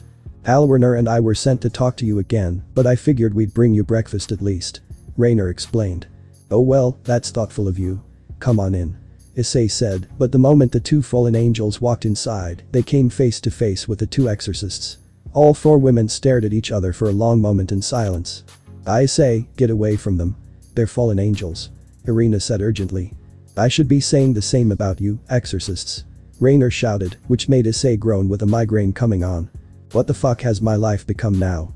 Issei was in the middle of the two fallen angels glaring daggers at the two exorcists, who seemed to think that he was weak, which insulted his pride until Issei groaned in his hand and was about to speak until Irina interrupted him. I say, get away from them. They're fallen angels. Irina said urgently. Are those exorcists? Rainer asked, confused, as she quickly placed the tray she was carrying on a nearby table. Kalwerner stared down the two women with hostility. Exorcists. Zenovia wasted no time unwrapping her blade and throwing off her robes as she stared the two angels down. Issei stood still, bewildered by what was happening, before Irina looked at him again and said, Run, Issei. We'll deal with them. What the fuck is all of this? Put that down. Issei yelled at Zenovia as he immediately walked over and forced her blade down. Zenovia was caught off guard by Issei's strength as her blade went directly to the ground. She tried to lift it again, but couldn't lift it against his strength, much to her shock. Issei, what are these people doing at your house? Rainer asked urgently. If you so much as lay a hand on him, I'll destroy you fallen angels. Irina announced as she brought out her sword as well. Alwirner eyed them curiously. Are those Excaliburs? Just like the other guy. Raynor said with a low hiss before Irina tried to attack Raynor and Calwirner with her Excalibur mimic. The blade formed into a whip-like shape as the twin-tailed girl forced the angels back. Raynor and Calwirner both immediately spread their wings, sending black feathers flying all around Issei's living room. What? No. Don't fuck up my house. Issei shouted in disbelief at the feathers flying everywhere. He was even more distraught as Irina's attack missed Raynor and knocked over a table and several pictures off the wall. Issei let go of Zenovia's sword as he tried to stop Irina from swinging her weapon again. Irina, put that down. Issei yelled at his childhood friend. A moment later, Calwirner formed a light spear and flew in to attack Zenovia. The two crossed blades, and after a brief pushing contest, they ended up forcing each other back. They both moved in for another clash until Issei intercepted them both by grabbing each of their weapon hands as he let his Kama side out. Stop fighting in my house. Issei shouted angrily, causing all of the girls to stop and look at him. Zenovia seemed shocked by Issei's strength again as he immediately took her sword away from her and threw it on the ground. Issei then turned to Calwirner, annoyed. Put that thing away, Calwirner. Sorry. Calwirner backed down as she receded her light spear. The exorcist seemed shocked that Issei was able to make the angels stop. Raynor looked at Irina wickedly. So. What are these exorcists doing at your house, Issei? Are they giving you any trouble? Did the angels send them or the church? How do you know Issei, this fallen one? Irina demanded. He's our ally and friend. Raynor boldly declared. What? Irina gasped as she looked over at Issei. Zenovia had a similar shocked expression and cocked her head. Are you in league with the fallen angels, Issei Haidu? No. I don't work for anyone. They're just some acquaintances of mine that I gave some intel to about the devils. Issei sighed, annoyed that his peaceful morning was interrupted again by events outside of his control. How exactly did you move like that and catch Zenovia's sword? Irina asked, confused. You dumb bitches don't know. Issei's a dragon. And he's with us, not you. Raynor hissed. Issei shook his head. Damn it. I really wanted to see Red today. What the hell am I going to do with all these fucking people bothering me every hour of the day now? Is it too much to ask for? Ugh. I even have to admit that this is getting annoying. First those brats from your school, then that wanted White Knight, the magic girl cosplayer, and now this supposed childhood friend. Kaguya said in annoyance since she was looking forward to a peaceful morning and relaxing with Issei, her Kama, but it seemed that the world was out to get him. Why you're a dragon? That's impossible. We're childhood friends. We grew up together. I know you, Issei, and both of your parents are human. Irina said disbelievingly. Evidently, you don't know him very well then. Issei is more powerful than any of us and especially some goody two-shoes preachy church bitch like you. Calwirner added. Irina's face flustered with anger at Calwirner's remark, while Zenovia looked over at Issei disbelievingly. So you're a dragon. Why didn't you tell us? Why would he? Issei already has to deal with devils propositioning him every day at his school. Why would he want people like you to know? Raynor defended him. That's impossible. His parents are both human. Irina declared again. Raynor and Calwirner gave Issei curious looks as if to confirm this claim. Calwirner tilted her head in confusion. How is that possible? He's a half-dragon from what we've heard and seen. Issei, why do they think you're a dragon? Irina practically demanded. What the hell is this? 20 questions. Mind if I smack that brat for being disrespectful of privacy? Kurama was annoyed by how the twin-headed brat acted like a certain pink-haired brat when his former partner was a kid. Issei growled in annoyance before replying to Irina. Yeah, I'm a dragon, and that's all you need to know. Raynor crossed her arms and glared at Irina. I guess you didn't know him as well as you thought, huh, little girl. Irina got uncharacteristically mad at the statement. I know him better than some fallen traitors like you. You do know we haven't seen each other in 7 years. Also, those are holy swords, I take it. Issei asked as he stared at Zenovia and Irina threateningly. Those are Excaliburs, Issei. Calwirner explained immediately before Issei shook his head in annoyance. Why does this bullshit always happen in Kuo? Why are you church bitches here if you didn't know that Issei was a dragon? Calwirner demanded. He's my childhood friend. We're staying here. Irina announced before Raynor and Calwirner gave Issei curious looks as if the idea of it was ludicrous. Raynor shook her head. Like hell you are. I am not letting you two talk him into helping with whatever the hell you're here for. Besides, Issei doesn't need some dumb little girl like you around him. Get out of here, fallen one. Issei doesn't need the likes of you corrupting him, you vile temptress. Irina shouted back at Raynor. A moment later, the entire room grew heavy with a red draconic aura as Issei spoke. Doom God, I have had it with this fucking shit. The four females were afraid, especially Rainer, since she did not want the morning to go like this until the aura receded and Issei spoke to them all. Now, before you all decide to destroy my home, will you all just sit down and shut the fuck up for 1 minute? Issei said in a calm tone with a smile on his face, which made all four of the women shudder at the brief surge of power and practically almost fall to their knees just from the pressure of the aura alone. Irina immediately put her sword down and fell back onto the couch. Zenovia didn't even bother retrieving hers as she sat down next to Irina. I just woke up and I'm fucking hungry. So why don't you all sit the fuck down or get out of my house? I'm going to get some breakfast, and if you guys try to pull that same shit again, I will show you what happens when I am really pissed off. Issei said as he continued walking towards the kitchen. Wait, Issei. I brought you breakfast. Let's eat it together. Rainer announced as she grabbed the tray of food again and brought it to the living room table. Issei was truly amazed it didn't get toppled in the brief showdown moments earlier. Huh. Rainer apologizing and making up for her actions with an offering. I approve of this. Matabi said as she could smell the delicious food. Rainer placed the food tray on the table in his living room. It's homemade, Issei. I made enough for the three of us. There's a lot for you to enjoy, and I figured dragons probably eat more than we do. I didn't know you could cook. Issei said, somewhat surprised, as he sat down across from Zenovia and Irina and looked over the food. Rainer seized that opportunity to sit right next to him while Kalwerner took his other side. Their wings were still out, much to Issei's annoyance, as he looked around at the feathers all over his living room. Irina and Zenovia exchanged disbelieving glances at Issei and the fallen angel sitting across from them. It looked like they wanted to say something, but after Issei's brief display of power, neither one wanted to risk upsetting him any further. How is it, Issei? Rainer asked anxiously as the brunette started to eat some of the eggs and muffins. It's really good. Thanks for cooking, Rainer. You'll definitely make whatever boyfriend or girlfriend you have very happy. Issei said after swallowing several bites. Rainer's face lit up at his comment, which only seemed to annoy Irina, who felt like she was being replaced right in front of her eyes. I'm glad you like it. Try some of the fish omelets, too. I wasn't sure what you liked, but I figured a dragon must like fish. Rainer said as she put some on his plate and got some herself. Kalwerner ate her food in silence as she continued to stare at Irina and Zenovia. This is really good. Dragons do like fish, but we also enjoy different meats like chicken, pork, beef, and even Pegasus. Issei said, which shocked the group until Rainer asked. Wait. Pegasus meat. They're annoying but very delicious to have since I tried one, and the blood was really delicious. Issei said, while Matabi and Karama commented on how the Pegasus was delicious in his head as well. Kaguya cited her brother and sister's taste and how they were affecting Issei's tongue. Irina and Zenovia felt their stomachs grumbling at the sight of the food. Rainer could tell that the two opposing girls were hungry as she slowly ate it in a taunting way. The brief silence followed as Issei and the fallen angels ate some of the food. Nobody spoke up again, as they were undoubtedly expecting him to say something. There was enough tension in the room to cut with a knife, as the four females all exchanged sharp glares with one another. Irina and Rainer appeared particularly opposed to one another, while Zenovia and Kalwerner stared each other down. That is until Issei looked up at Irina and Zenovia, who both appeared to be very uncomfortable and a bit unhappy, because they had to sit in hungry silence. May I ask something?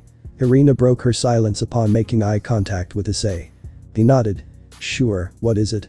Do you have any food in your kitchen? Irina asked hopefully. You two are probably hungry if you're broke, huh? Go ahead and have some of my food. It looks like Rainer made enough for 6 instead of 3. Issei offered some of his omelets to Zenovia and Irina. Thank you, Issei Haidu. Zenovia said respectfully as she slowly reached out to take some of the food he offered her. Irina was still recovering from the situation, but her hunger got the better of her, so she reluctantly took some of the food as well. God bless you, Issei. Irina said, bowing her head as she began to eat. The Exorcist girls were both no doubt feeling reservations about eating something a fallen angel cooked, but seeing as how Issei offered, neither one dared to refuse. Zenovia and Irina were too proud to admit they liked it, but Zenovia was at least polite enough to say something. Thanks for the food since it's been a while since we had food this good. The black-haired fallen angel seemed a bit annoyed watching Zenovia and Irina enjoy the breakfast that she had made specifically for Issei. She shook her head at them. You two look pitiful right now since you're eating food that I made for Issei. You better have a good reason for being here. Why would you make him breakfast anyway? Zenovia asked, confused. That doesn't seem like something a fallen angel would do. Your kind is very sadistic from what I've seen. You exorcists are way worse than we are. What would you know about fallen angels? That we're all bad evil sinners. That we torture people for fun. Raynor countered. Considering you're taunting them with food, I'd say the last part is true. Issei remarked, making the awakened beasts laugh at her, as Raynor looked away embarrassed. I wasn't doing that. I was enjoying the taste. Come on, Raynor. I may be a bit tired, but do you think I'm blind? Issei sighed in annoyance. Raynor immediately looked down shamefully at being called out. Zenovia looked at the black-haired woman stoically. I know enough about fallen angels. I know that you're selfish and vile creatures who shun God's rule. And now I also know that you're petty sadists and liars, too. Zenovia replied. Raynor rolled her eyes. This is why I hate you self-righteous, pious Bible-thumping morons. Keep your condescending attitude to yourself, exorcist. You don't know anything. Why are these two beggars staying at your home anyway? Are you helping them at all? What is their mission? Did they tell you? Kalwerner asked Issei several questions as she looked between him and the exorcists. We're not beggars, you harlot. Irina protested. Harlot? Oh, I'm so offended. I'm sure you'll be begging Issei to spare your life when he finds out what you exorcists are up to. Kalwerner chuckled at her as if she knew the reason they were here. All four of you are going to be begging for your lives if you don't stop being petty bitches. Issei said, annoyed. Issei, Kalwerner tried to speak again, but flinched and stopped talking when he turned to glare at her. I'm sorry, Issei, we didn't mean to be annoying. Raynor apologized immediately. Issei quickly changed the topic as he looked at Raynor again. What was that you said about God not being stronger than the mightiest of the dragons? How would you know that? Lord Azazel told us that God was actually afraid of two dragons. Ophis, the Infinite, and Great Red, the Dragon of Dragons. They're supposedly some of the most powerful beings in existence. Kalwerner answered for her. Your leader knows about Great Red? Issei asked curiously. Kalwerner nodded. Yes, he's very interested in dragons in general. When we told him that you were one, he got excited. That's one of the reasons why we're here today. Lord Azazel wants to meet you. So that's why you're here? I was wondering what the hell you two wanted this early in the morning. Issei sighed. You want him to meet Azazel? As in the leader of the fallen angels. Zenovia gawked. What does he want with me? Issei asked with a clear tone of displeasure. He wouldn't say, but he agreed to meet you at your convenience. He hopes that you won't refuse. Kalwerner replied. I guess I can meet him so long as it's nothing formal or anything like that. But I swear if I hear one more speech this week about why I should help someone's faction out. Issei said as his eyes became draconic. I might lose it. You like Lord Azazel, Issei. He's very much like you in some regards. He doesn't care much for conflict or drama, either. He probably feels it's more appropriate to tell you some things in person rather than through us. Kalwerner explained. If you're actually a dragon, Issei, how powerful are you?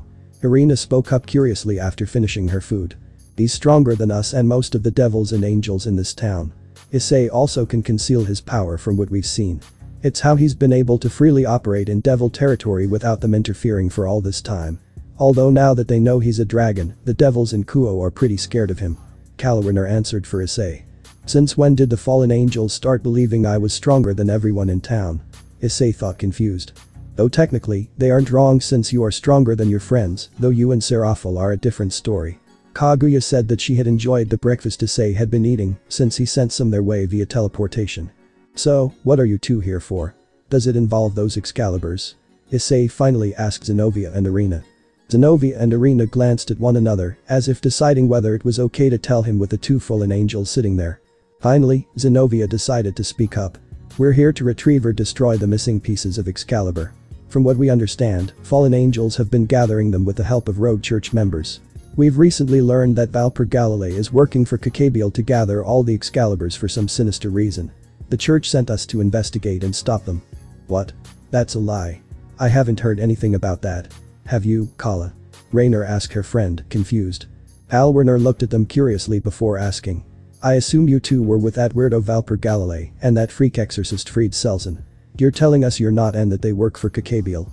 We're here from the church to investigate Valper Galilei for stealing the Excalibur fragments and his involvement in the Holy Sword projects. Last we heard, he was gathering them for Kakabiel. Irina reiterated Zenovia's information. So Kakabiel is working with him? This changes everything. We need to tell Azazel. Kalwerner said seriously. Tell him what? Aren't you two Kakabiel's minions? Irina said, confused. Technically, we're under him, but our group doesn't directly work for Kakabiel. We work for Azazel. If you two are opposed to Valper Galilei, then I guess we're technically not enemies. Kalwerner noted. Wait, what are you talking about, Kala? Kakabiel is working with church members? Raynor asked, confused. Halwarner shook her head. Kakabiel has been acting strange lately. Lord Azazel asked me to keep an eye on him. Now it all makes sense, although I still don't understand what he hopes to gain from helping those church people. Who is Kakabiel exactly? Issei asked Halwarner. He's one of our high-ranking leaders. A cadre fallen angel. Lord Azazel tasked him to watch over the devils around this town several years ago. He has his group of underlings that we don't deal with very often. They're a separate group of fallen angels in this town from ours. Our group was directly tasked by Azazel to investigate sacred gear wielders in Kuo and to watch Kakabiel secretly. However, only Donasik and I knew about the latter. We're technically under Kakabiel's authority here, but we have a different mission. I had my suspicions that these two girls were with a church leader here, Valper Galilei. And now it seems that he is in league with Kakabiel. Halwarner elaborated in detail. Why would Kakabiel work with exorcists? Also, why didn't you tell me about you watching Kakabiel for Azazel? Raynor asked Halwarner disbelievingly. I wasn't entirely sure until just now. It would seem he's working to gather the Excalibur fragments. It's hard to say what for, but we should definitely report this to Azazel. The blue-haired fallen angel replied. So, you two aren't with the other fallen angels in the city? Zenobia said, surprised. Like I said. We are, but we aren't. The other brunette answered immediately. In that case, it would seem we have a common enemy. Zenobia stated. Irina frowned. Who's this other exorcist you mentioned? I don't know anyone named Fried Selzen. He's some sick fucker Raynor encountered about a week ago. There was this girl with sacred gear that we were trying to find, but he got to her first. He fought Raynor off with an Excalibur, and eventually, devils showed up, but let's say Raynor hates exorcists now. The busty blue-haired woman replied. We have no affiliation with any other exorcist in this town. In fact, we're actually looking to kill any rogue church members while we're here. Zenobia said strongly. Raynor finally broke her silence. Well, in that case, I'd be happy to help you kill that disgusting freak. He cost us Twilight healing. Patience, Raynor. We can't blow our cover yet. If all of this adds up, then that would mean that Fried Selzen is working for Kakabiel. There's a reason Azazel only told me to do the espionage. He knew you'd be too hot-headed to keep your mouth shut. We have to investigate this further. Halwarner said to the black-haired beauty. Why would this Fried Selzen guy fight off a fallen angel if he was working for Kakabiel? Irina wondered. Halwarner shook her head. That's a good point. I didn't even think of that. Perhaps he acted on his own accord. That man isn't exactly sane, according to what Raynor claims. The worst case scenario would be he knew that we were outside of Kakabiel's direct underlings and wanted to take the Twilight healing away from us for Kakabiel's splinter group. The latter seems more likely, unfortunately. You mentioned a girl with a Twilight healing sacred gear. Does this exorcist still have her in his custody? Zenobia asked seriously. I couldn't say if he still does. The Gremory girl and her little entourage of devil filth had been making advances toward her, too. Their arrival during my fight forced me to retreat and prevented me from getting her. Otherwise, that freak exorcist would be dead right now. The girl's name is Asia Argento, and she's an Italian nun. Raynor replied. What do you mean getting her? What did you plan on using her for? Zenobia asked dangerously. Raynor sighed. I meant we were going to try and recruit her to help us or forcibly take Twilight healing away from her if she aligned with the devils. We can't afford to let those devils reincarnate her as one of them. A devil with Twilight healing would be an extreme nuisance. That poor girl. Irina said, shaking her head as the black-haired fallen angel sighed and agreed with Irina. Indeed. I pity anyone who has to be a servant to a devil. So, the devils have this girl now? Issei asked curiously. Raynor nodded. Most likely, but there's nothing more we can really do about it. Besides, if Fried Selzen and those other church freaks are in league with Kakabiel, we have much bigger problems to worry about. I don't like fallen angels. But if you two are against Valper Galilei, we'll gladly help you in any way we can. Zenobia stated diplomatically. Halwarner and Raynor exchanged glances as if deciding whether or not it was okay. Finally, they seemed to reach a consensus as Halwarner looked back at Zenobia and Irina. Alright, in that case, we're temporary allies then. Issei yawned loudly at their conversation because he was bored now and didn't care. Well, you'll have to forgive me if I don't find this interesting anymore. It looks like you four finally have some common ground. Issei started to get up and stretched his arms before heading to his room. He changed his clothes a bit more before he went to see his sister. Have fun playing detective. I'm going out for a bit to enjoy my weekend. Wait. Issei, can you help us? If you're as strong as they say you are, we could really use your help. Irina asked pleadingly, making Issei immediately facepalm his forehead. Why does drama follow me everywhere I go? I blame Red for blessing you with some of his power, since I told you having the power of a god is difficult to hide, especially since I may not be as powerful as Red, but I can kick their ass to a stalemate. As long as they don't pull a reverse harem jutsu, right? Will you stop mentioning that one? Only when it stops being funny. If Kakabiel gets involved in this, then we won't be able to take him out. He's a cadre class fallen angel. Irina protested. What makes you think I could stop him then? Issei asked. Do you really think it'll come to violence with Kakabiel? Rainer asked Kalwerner with a frown. Kalwerner shrugged. Hard to say, but he's not exactly friendly. Every time I see him, all Kakabiel can talk about is how he wants to destroy Kuo Academy and purge all the devils there. We can't really be sure of what to do about him until we find out what he's up to. I'm definitely reporting this to Azazel before anything else, though. Kakabiel wants to destroy Kuo Academy. Let him, though, and he'd be doing me a favor. I could go to high school in Kyoto. Maybe I'll meet a cute yokai there, and my sis can get better treatment there, since they are good with Senjutsu. Issei laughed, not knowing that a teenage fox girl sneezed because of him. That's actually not a good idea. We'd start another great war if Kakabiel attacked the Citri or Grimory heirs. The whole town is already on edge with Seraphil here. If Kakabiel goes and does something stupid, we'd all be fucked. Kalwerner explained. Can Azazel do anything about Kakabiel? Zenovia asked hopefully. He can, but it's going to be a shitstorm if he has to use force with Kakabiel. This town is already on the verge of conflict. The devils might misunderstand if they see Azazel show up and use his power here. That's why we have to be patient. Kalwerner sighed. Now I know why Red gives zero fucks about anything else in the world. This political shit is stupid. I'll bet even God got tired of dealing with angels and devils. If he were still alive, he'd probably be riding around in the dimensional rift with me and Red. Issei thought to himself. Politics. Every being's kryptonite. That's why I never understood why Naruto wanted to be a Hokage, since it's just paperwork and less fighting. Kurama said that he never understood Naruto's desire to be a Hokage, since gaining something for the affection of others isn't how one earns respect. Well, Kurama's respect, that is. Great Red's life suddenly makes a lot more sense now. Aren't you glad I convinced you not to reveal yourself for all these years? Kaguya asked him. You're truly a saint and faithful as a nun, Kaguya. I can't imagine how stupid my life would be if you and Red weren't there to coach me through this shit. I'm just going to end up flying through the dimensional rift with him for the rest of eternity if this gets any stupider. Issei replied telepathically to the 10-tailed beast. Oh, trust us when we say you haven't seen anything yet, Issei. Just wait until they find out you're the Kama of the legendary 10-tailed beast and blessed by the Dragon of Dreams. Eventually, you'll be surrounded by people who want to either fight you, follow you, worship you, or mate with you. They're literally going to think you're God when you do reveal yourself. Though you'll also attract a lot of enemies too. Kaguya said as she sighed, knowing her partner's peaceful life would soon be over. I'll probably end up having to kill the Kakabiel guy. Issei thought with a sigh, annoyed by having to get involved with this chaos. So, what do you suggest we do then, Kala? Rainer asked. The blue-haired fallen angel frowned as she leaned back and crossed her arms. Well, there's only one real lead we can go off of right now, and that's Fried Selzen. We might be able to convince him to tell us what's happening if we pretended to be working for Kakabiel's plot. These two exorcists here would make good bait in drawing him out, too. Where is this rogue exorcist anyway? Where was the last place you saw him? Zenovia asked. The last place we saw Fried Selzen was on the other side of town near some apartment complexes. He's likely moved on now, but I'm sure you two would be a good bait to draw him out if he is indeed looking for Excaliburs. Rainer explained. I don't feel right about this, Zenovia. We should bring Issei with us in case the fallen angels try anything. Irina said to her blue-haired friend. Rainer groaned at her. You seriously think we're going to set you up? I don't like it, and you two could easily just pretend like you're with him and turn on us to keep your cover. Irina replied. That's actually a good idea now that I think about it. Rainer laughed almost wickedly. Issei Haidu, would you be willing to come with us? I feel like it would be better for all sides to have a mediator for this alliance, especially if the devils show up as well. Zenovia asked as she bowed her head.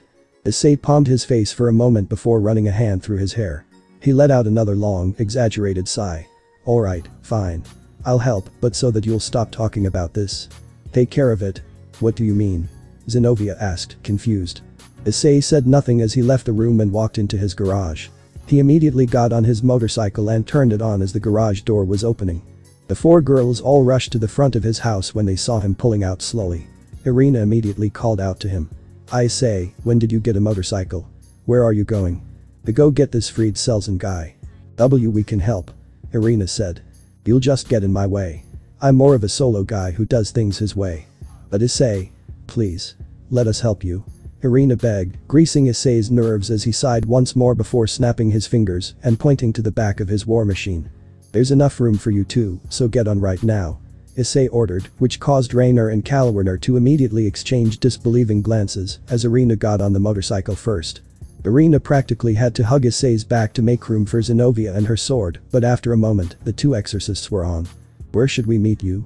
Rainer asked concernedly, her eyes drilling a hole into Irina's head. I can do it without you two. You're fallen angels, so it'll cause drama if that Kakabiel guy finds out you two were involved. Go report to your leader, Azazel, and tell him what you need to do. You can also tell him that I'll meet him sometime later in the week, I guess. Issei replied. Wait, what are you planning on doing? Rainer asked concerned. Issei glanced back at her. Getting rid of this rogue exorcist. I want to go too, then. Rainer protested. Kalwerner shook her head. Issei makes a good point. If he kills Fried, then we can maintain our cover. Besides, we need to report to Azazel anyway. Fine, but I'm coming back to check in on you tomorrow, Issei. Rainer announced as Issei acknowledged her with a smile and two-finger salute before he took off on his motorcycle. Let's go. Kalwerner said as she prepared to teleport. Rainer shook her head. I'll catch up with you. Before we go, I want to clean up Issei's living room. Oh? And why is that? Kalwerner smirked. Because it's covered in our feathers. I don't want Issei to hate us. You saw how mad he got, right? That aura of his was powerful. He's not someone we should upset, and besides, anything we can do to get Issei to like us more is a plus, right? Rainer explained her reasoning. First, you cook for him, and now you're cleaning for him. Are you trying to show off your housewife skills? Kalwerner laughed. What? No. Of course not. I just still feel like I owe him. Rainer shot back. Well, in that case, I'll stay and help. Kalwerner chuckled since she knew that Rainer wouldn't admit it, but the former angel of love was beginning to actually fall for someone after her descent to being a fallen. Far side of town, fallen angel territory. Issei, slow down, please. Irina shouted fearfully as the delinquent dragon recklessly drove at high speeds through urban areas, dodging traffic and people alike. Why yes Issei. Please listen to her. Kaguya yelled in his head while holding breakfast on Asobu's shell. Kurama and Matabi loved this ride. Zinovia appeared equally distressed but was doing better at containing her emotions, albeit she did enjoy the speed portion of the ride. What did you say? Go faster. You got it. Issei laughed as he revved his bike up to go full speed. Flames shot out of the exhaust as he came to a long stretch that led straight to the apartments he was looking for. After a long burnout, he slowed down and finally stopped in front of them. Irina and Zinovia were both panting heavily and looked like they were terrified. Irina hugged Issei's back as tightly as she could once they finally stopped. Thank God. You can get off now. We're here. Issei replied as he pulled up and glanced back at the two girls who were still holding on for dear life. Oh? Haha. Sorry. Irina said with a light blush as she finally realized she was in a promiscuous position against his back. I've seen motorcycles before, but never one this fast. Zinovia remarked with disbelief as she and Irina got off. Issei looked around for a moment and spoke. Alright, we need to find this guy quickly so I can go meet my sister, go home, and enjoy the rest of my weekend. A moment later, Issei heard a notification for his phone to go off. He briefly checked it as Irina and Zinovia were regaining their bearings. His eyes shot open when he saw his phone had 14 unread messages. He briefly read over them to see what they were about. All of them were from Serafal, unsurprisingly, and were mostly just random messages to him about the Milky Spiral 7 game she was playing. Zinovia and Irina both looked at him, confused. Issei, what are you doing? Irina asked. Is that a cell phone? Who are you messaging? Zinovia asked interested. Issei just held a finger up to pause them as he messaged Serafal before closing his phone and looking at Irina and Zinovia. Both appeared curious about who he was messaging. Irina was the first to say something. Who was that, Issei? Just a friend of mine. She wanted to know if I was available this weekend. Issei told the truth. Irina's eyes widened. A friend. A female friend. Yes. Issei answered, tilting his head at her. A moment later, Issei's phone made another notification sound and vibrated. He opened his phone and checked the message. It was from Serafal. This game is even better than the movie we saw last night. It would be more fun if you were here to play with me, though. You love the character I made. I named her Sarah Haidu. She looks like a combination of you and me. What the fuck? Why would she name her character with my last name? Issei scoffed to himself as he dozed off in thought for a moment. Huh. So you already marked Serafal, huh? I'm impressed. Shut up, you perverted monkey. Leave Issei alone, and it's not his fault he attracts crazy women. Son Goku and Jimei argued while Issei absent-mindedly forgot that Zenovia and Irina were standing right next to him.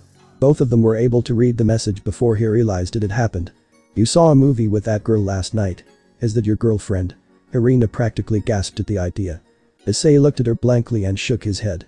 No, I don't have one. Although, I wouldn't mind dating her even if she is a devil. Issei said in his mind. Thank God. Irina said under her breath. What was that? Issei asked. Nothing. Irina immediately responded.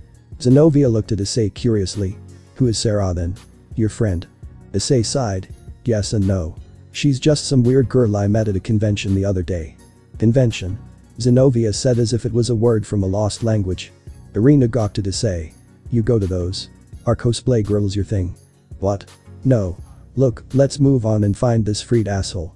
Issei immediately ended the conversation as he began to approach the apartments. Zenovia and Irina followed closely behind him.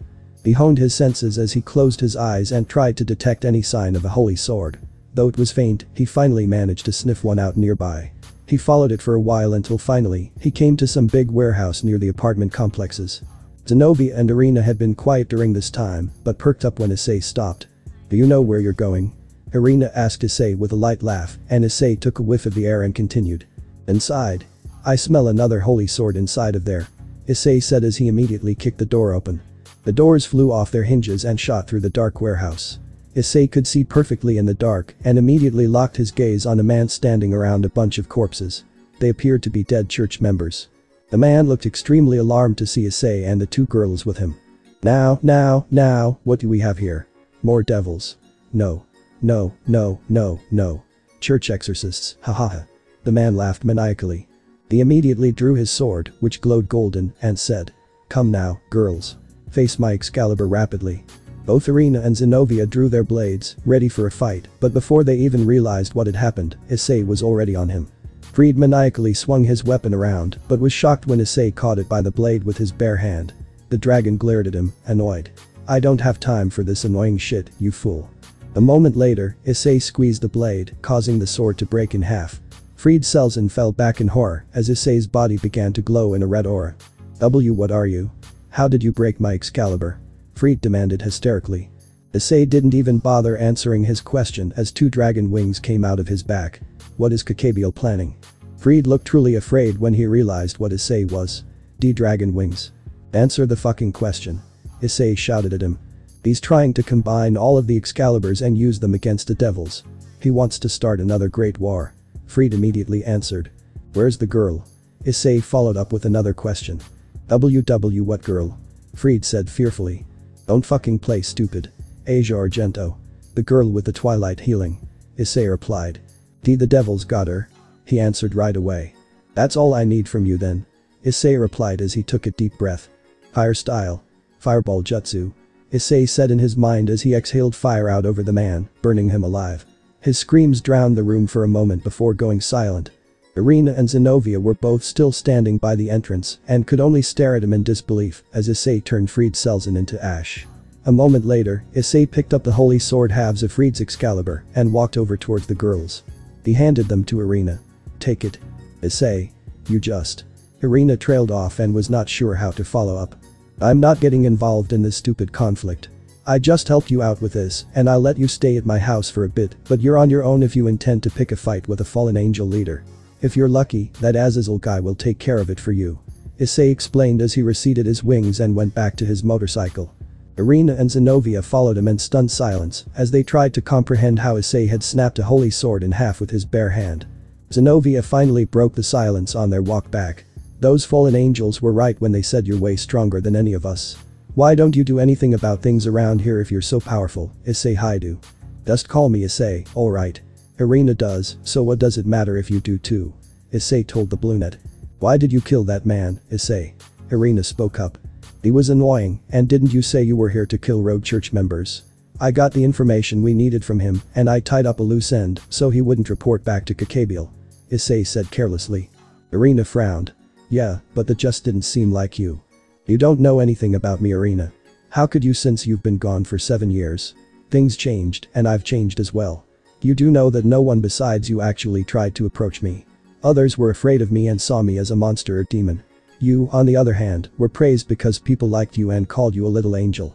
Plus, don't think I forgot how you betrayed me all those years ago. Issei said strongly, which made Irina look down. She kicked herself for that day when she betrayed her only real friend. You're right. I don't really understand how you're a dragon, but you don't have to tell me if you don't want to. I want to be friends with you again if you'd let me, though. Irina said, trailing off in a sad tone. I want to be your friend again, but I'd prefer it if you kept this drama away from me. I'm just trying to finish high school without too much trouble. Issei sighed since he was glad Irina at least wanted to be his friend again. That's understandable. Our mission can wait then until Azazel deals with Kakabiel. We didn't mean to burden you with our troubles, Issei. Zenovia apologized. Issei sighed. It's alright. I can tell you two mean well, and unlike the angels and devils, you're not very politically driven. If we're going to lay low for a while, then what should we do until then? Irina asked uncertainly.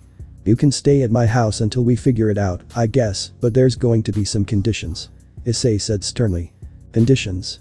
Irina repeated as she looked at Issei curiously. Hey, you go to Kuo Academy, right, Issei? Zenovia changed the subject. Issei nodded. Yep. I go to that devil's nest for school. Why do you ask? Would you be opposed to us transferring there? I mean, I'd prefer it if we stayed in closer proximity to you, and not to mention, it's probably safer to be in devil territory than fallen angel territory right now. Zenovia explained her logic. After seeing what you just did to that guy, I'd say the safest place is to be around you. Irina said to Issei. For a moment, the delinquent thought. I suppose that's okay since you two are human, so they won't have any reason to bother you. I don't think we can transfer there. Our education is, well, different than what a high school would accept. Irina explained. Perhaps if you knew someone on the inside who could make it happen. Irina followed up with a hopeful open-ended suggestion. I suppose I could ask the student council president, though she's a devil, and I'd prefer not to deal with that mess. If they find out you two are exorcists, then shit's only going to get worse. Issei noted. Zenovia sighed. What should we do then? We'll work it out, for let's head back home, but after a quick stop. Issei said as he got back on his motorcycle. Irina and Zenovia reluctantly got back on it again as Issei revved up and took off. Issei's house. After meeting his sister at the hospital, Issei was amused when Rin kept trying to recall who Irina was. This made the exorcist depressed since she felt forgotten by not just her old childhood friend and his sister, but also Zenovia and Rin. Before seeing how Zenovia and Rin were bonding over Zenovia learning about Issei, she made an interesting comment and asked him a question. Flashback. Zenovia looked at Issei curiously. You said you don't have a girlfriend, but do you have a lover, Issei? No, I don't. Why do you ask? Issei said, looking at Zenovia curiously. You would make an excellent father. She replied with a straight face. Issei could barely believe those words left her mouth as he paused for a long moment.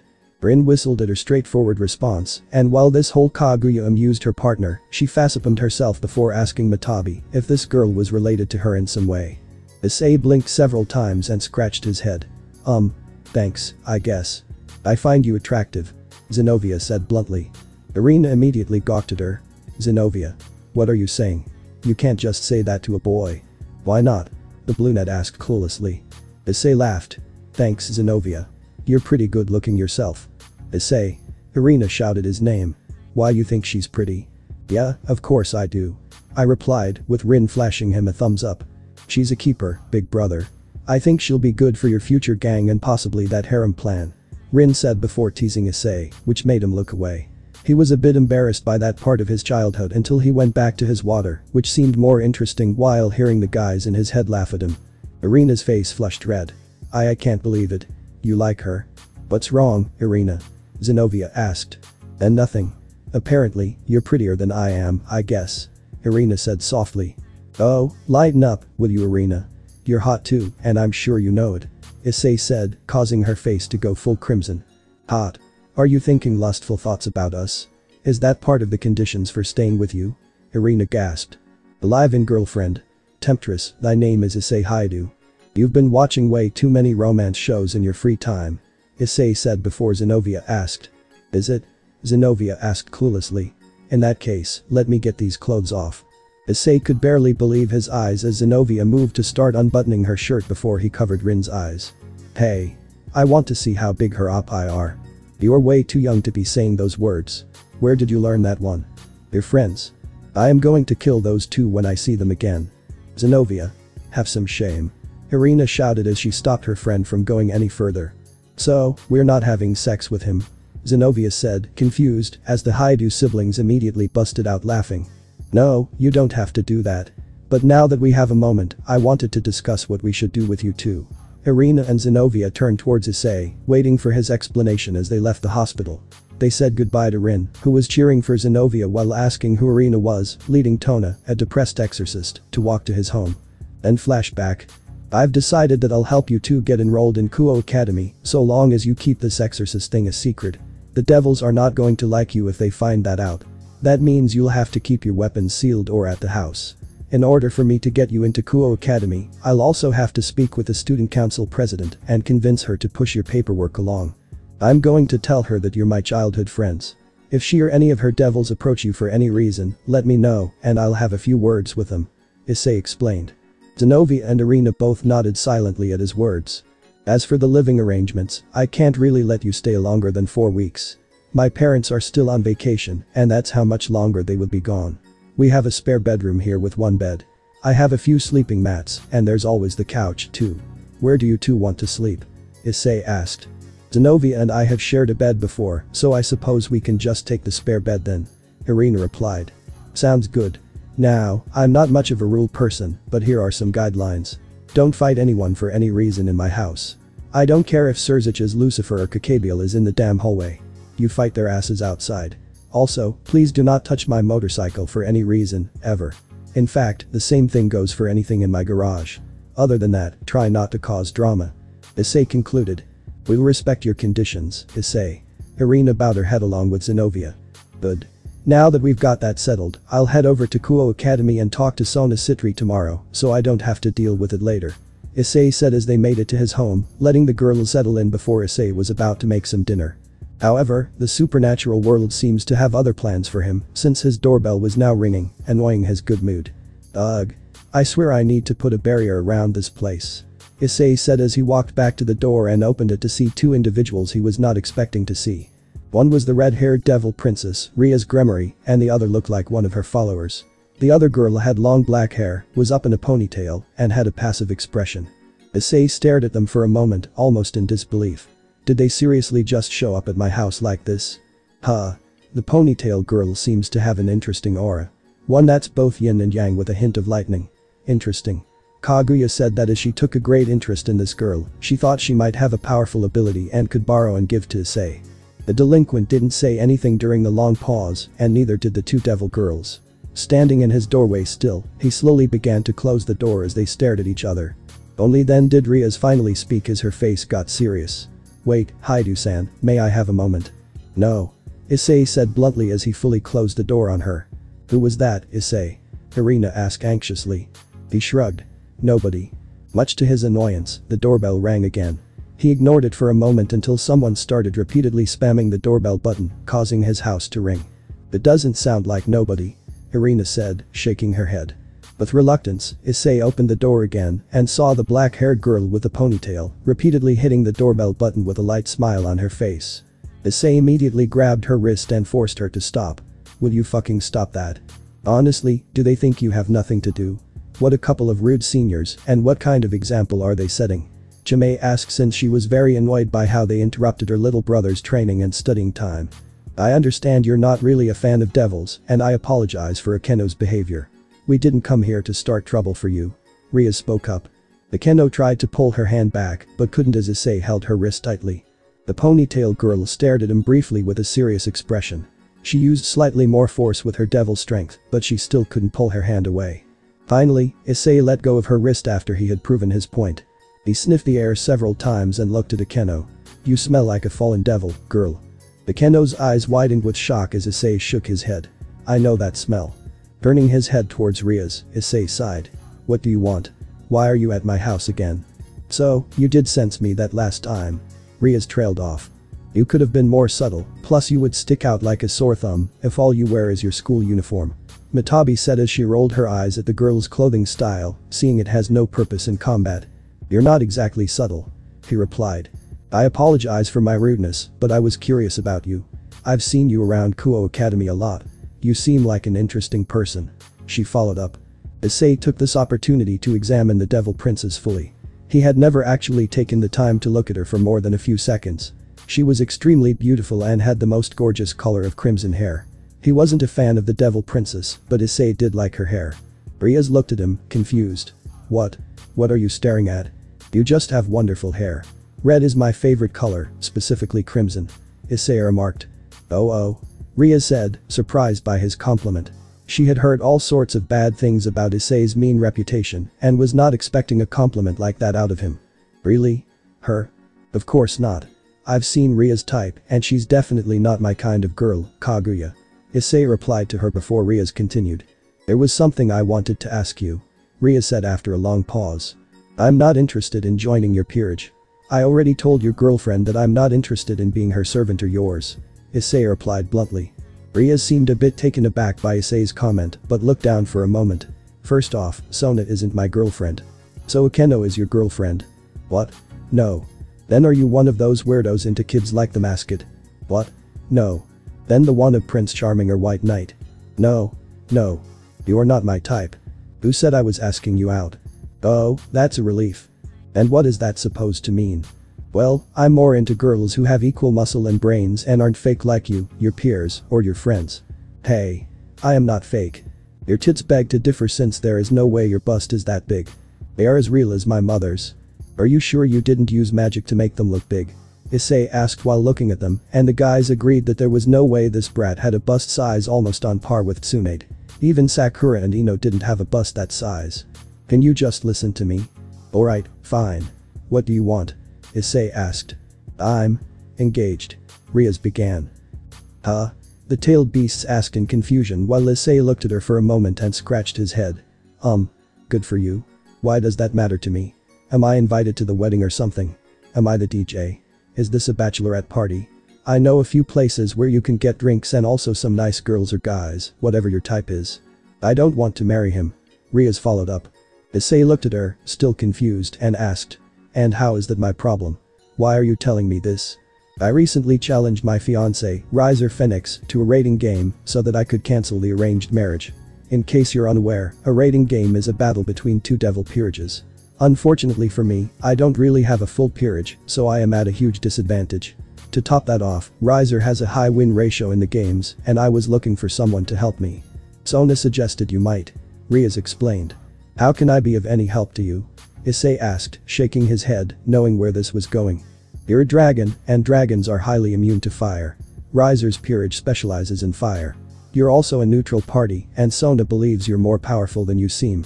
Riaz explained her logic. Citri must think really highly of me if she assumed I would help you. I have way better things to do than help some princess play her runaway bride. I already told you I'm not joining your peerage. Issei stated strongly. You wouldn't be joining. But in the event of a rating game in which one member does not possess a full peerage, that devil is allowed to recruit temporary fills, so long as both sides approve it. I've been permitted to recruit anyone who will fight for me. Riaz explained. Not a chance. I gain nothing out of helping you. Issei stated as he crossed his arms.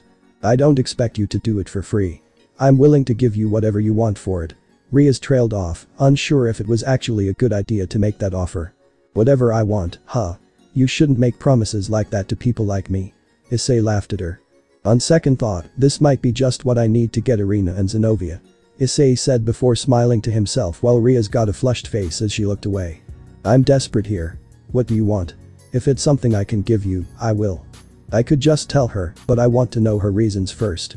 What's the harm in seeing how desperate she truly is to even forego her precious pride? Issei said while Kurama was laughing in amusement at the sadistic side of his partner.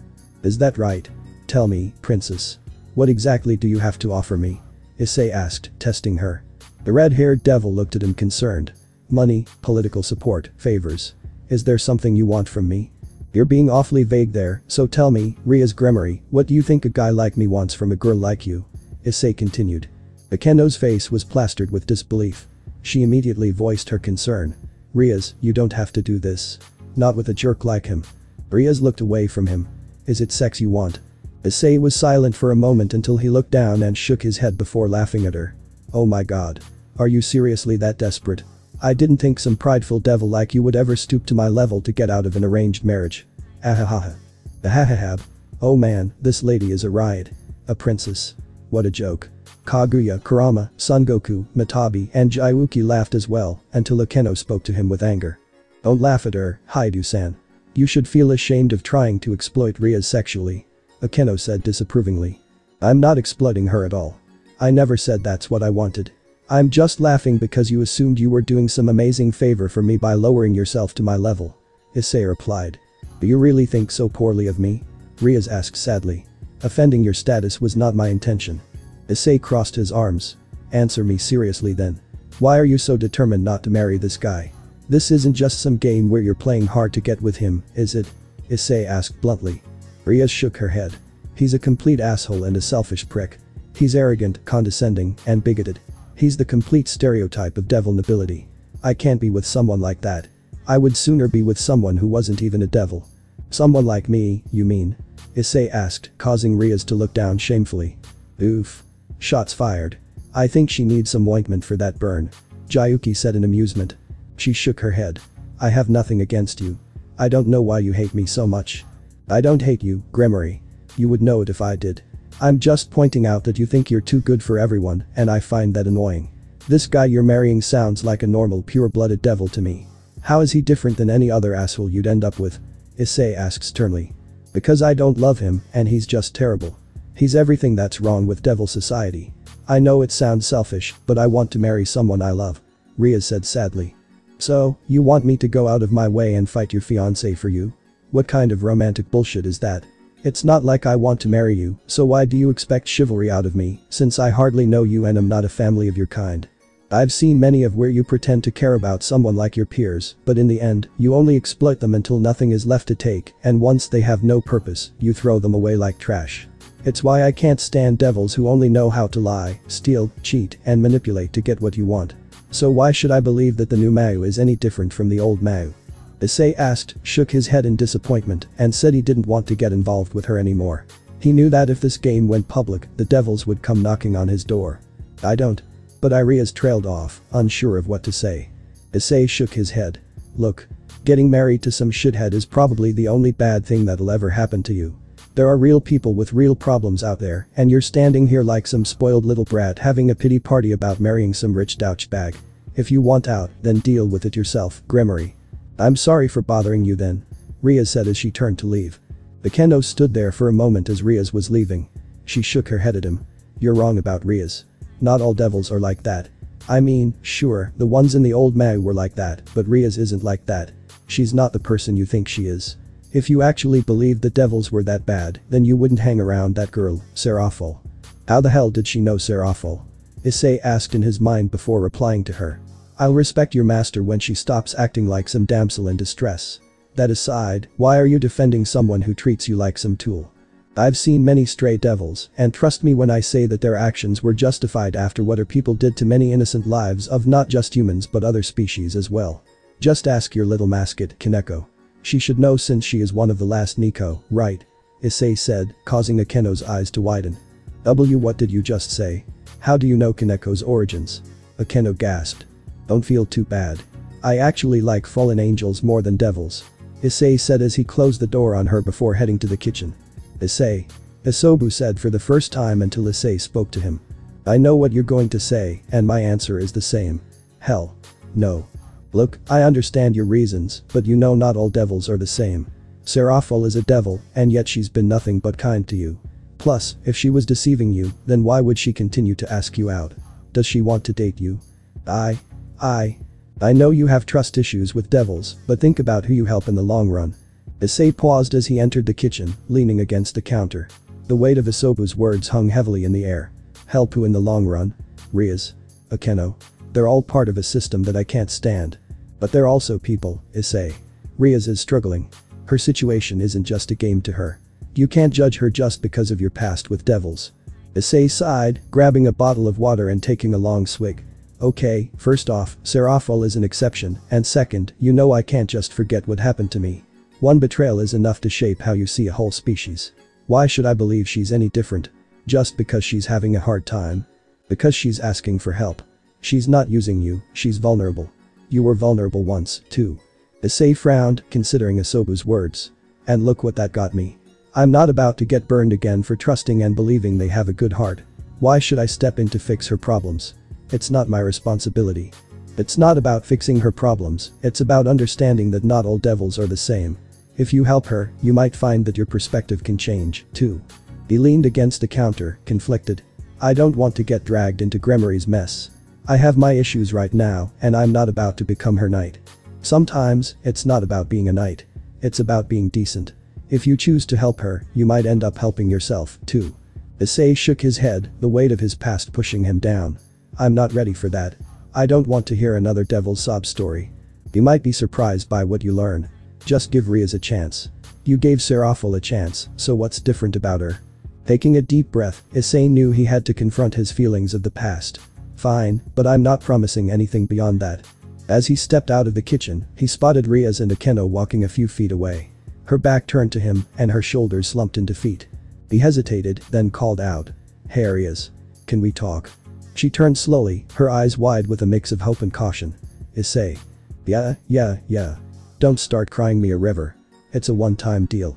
I'll help you, and in return, you owe me 5 favors. Also, don't expect me to be your knight in shining armor. Issei said, crossing his arms defensively. Riaz nodded slowly, the tension between them palpable. As they walked together, Issei felt a mix of anticipation and dread. He couldn't shake the memories of betrayal, the feeling that trusting another devil could lead him to more pain. Hold it. This doesn't mean we're friends. I'm just doing this for Irina and Zenovia. Don't think I'm doing this because I like you. That's completely fair. Riaz said, a bit sad since she thought maybe she could ask him to be a permanent member, but that line shut it down just as fast. So tell me, who's on your team? Well, about that. That's it guys. Hopefully you all enjoyed this part. With that, take care.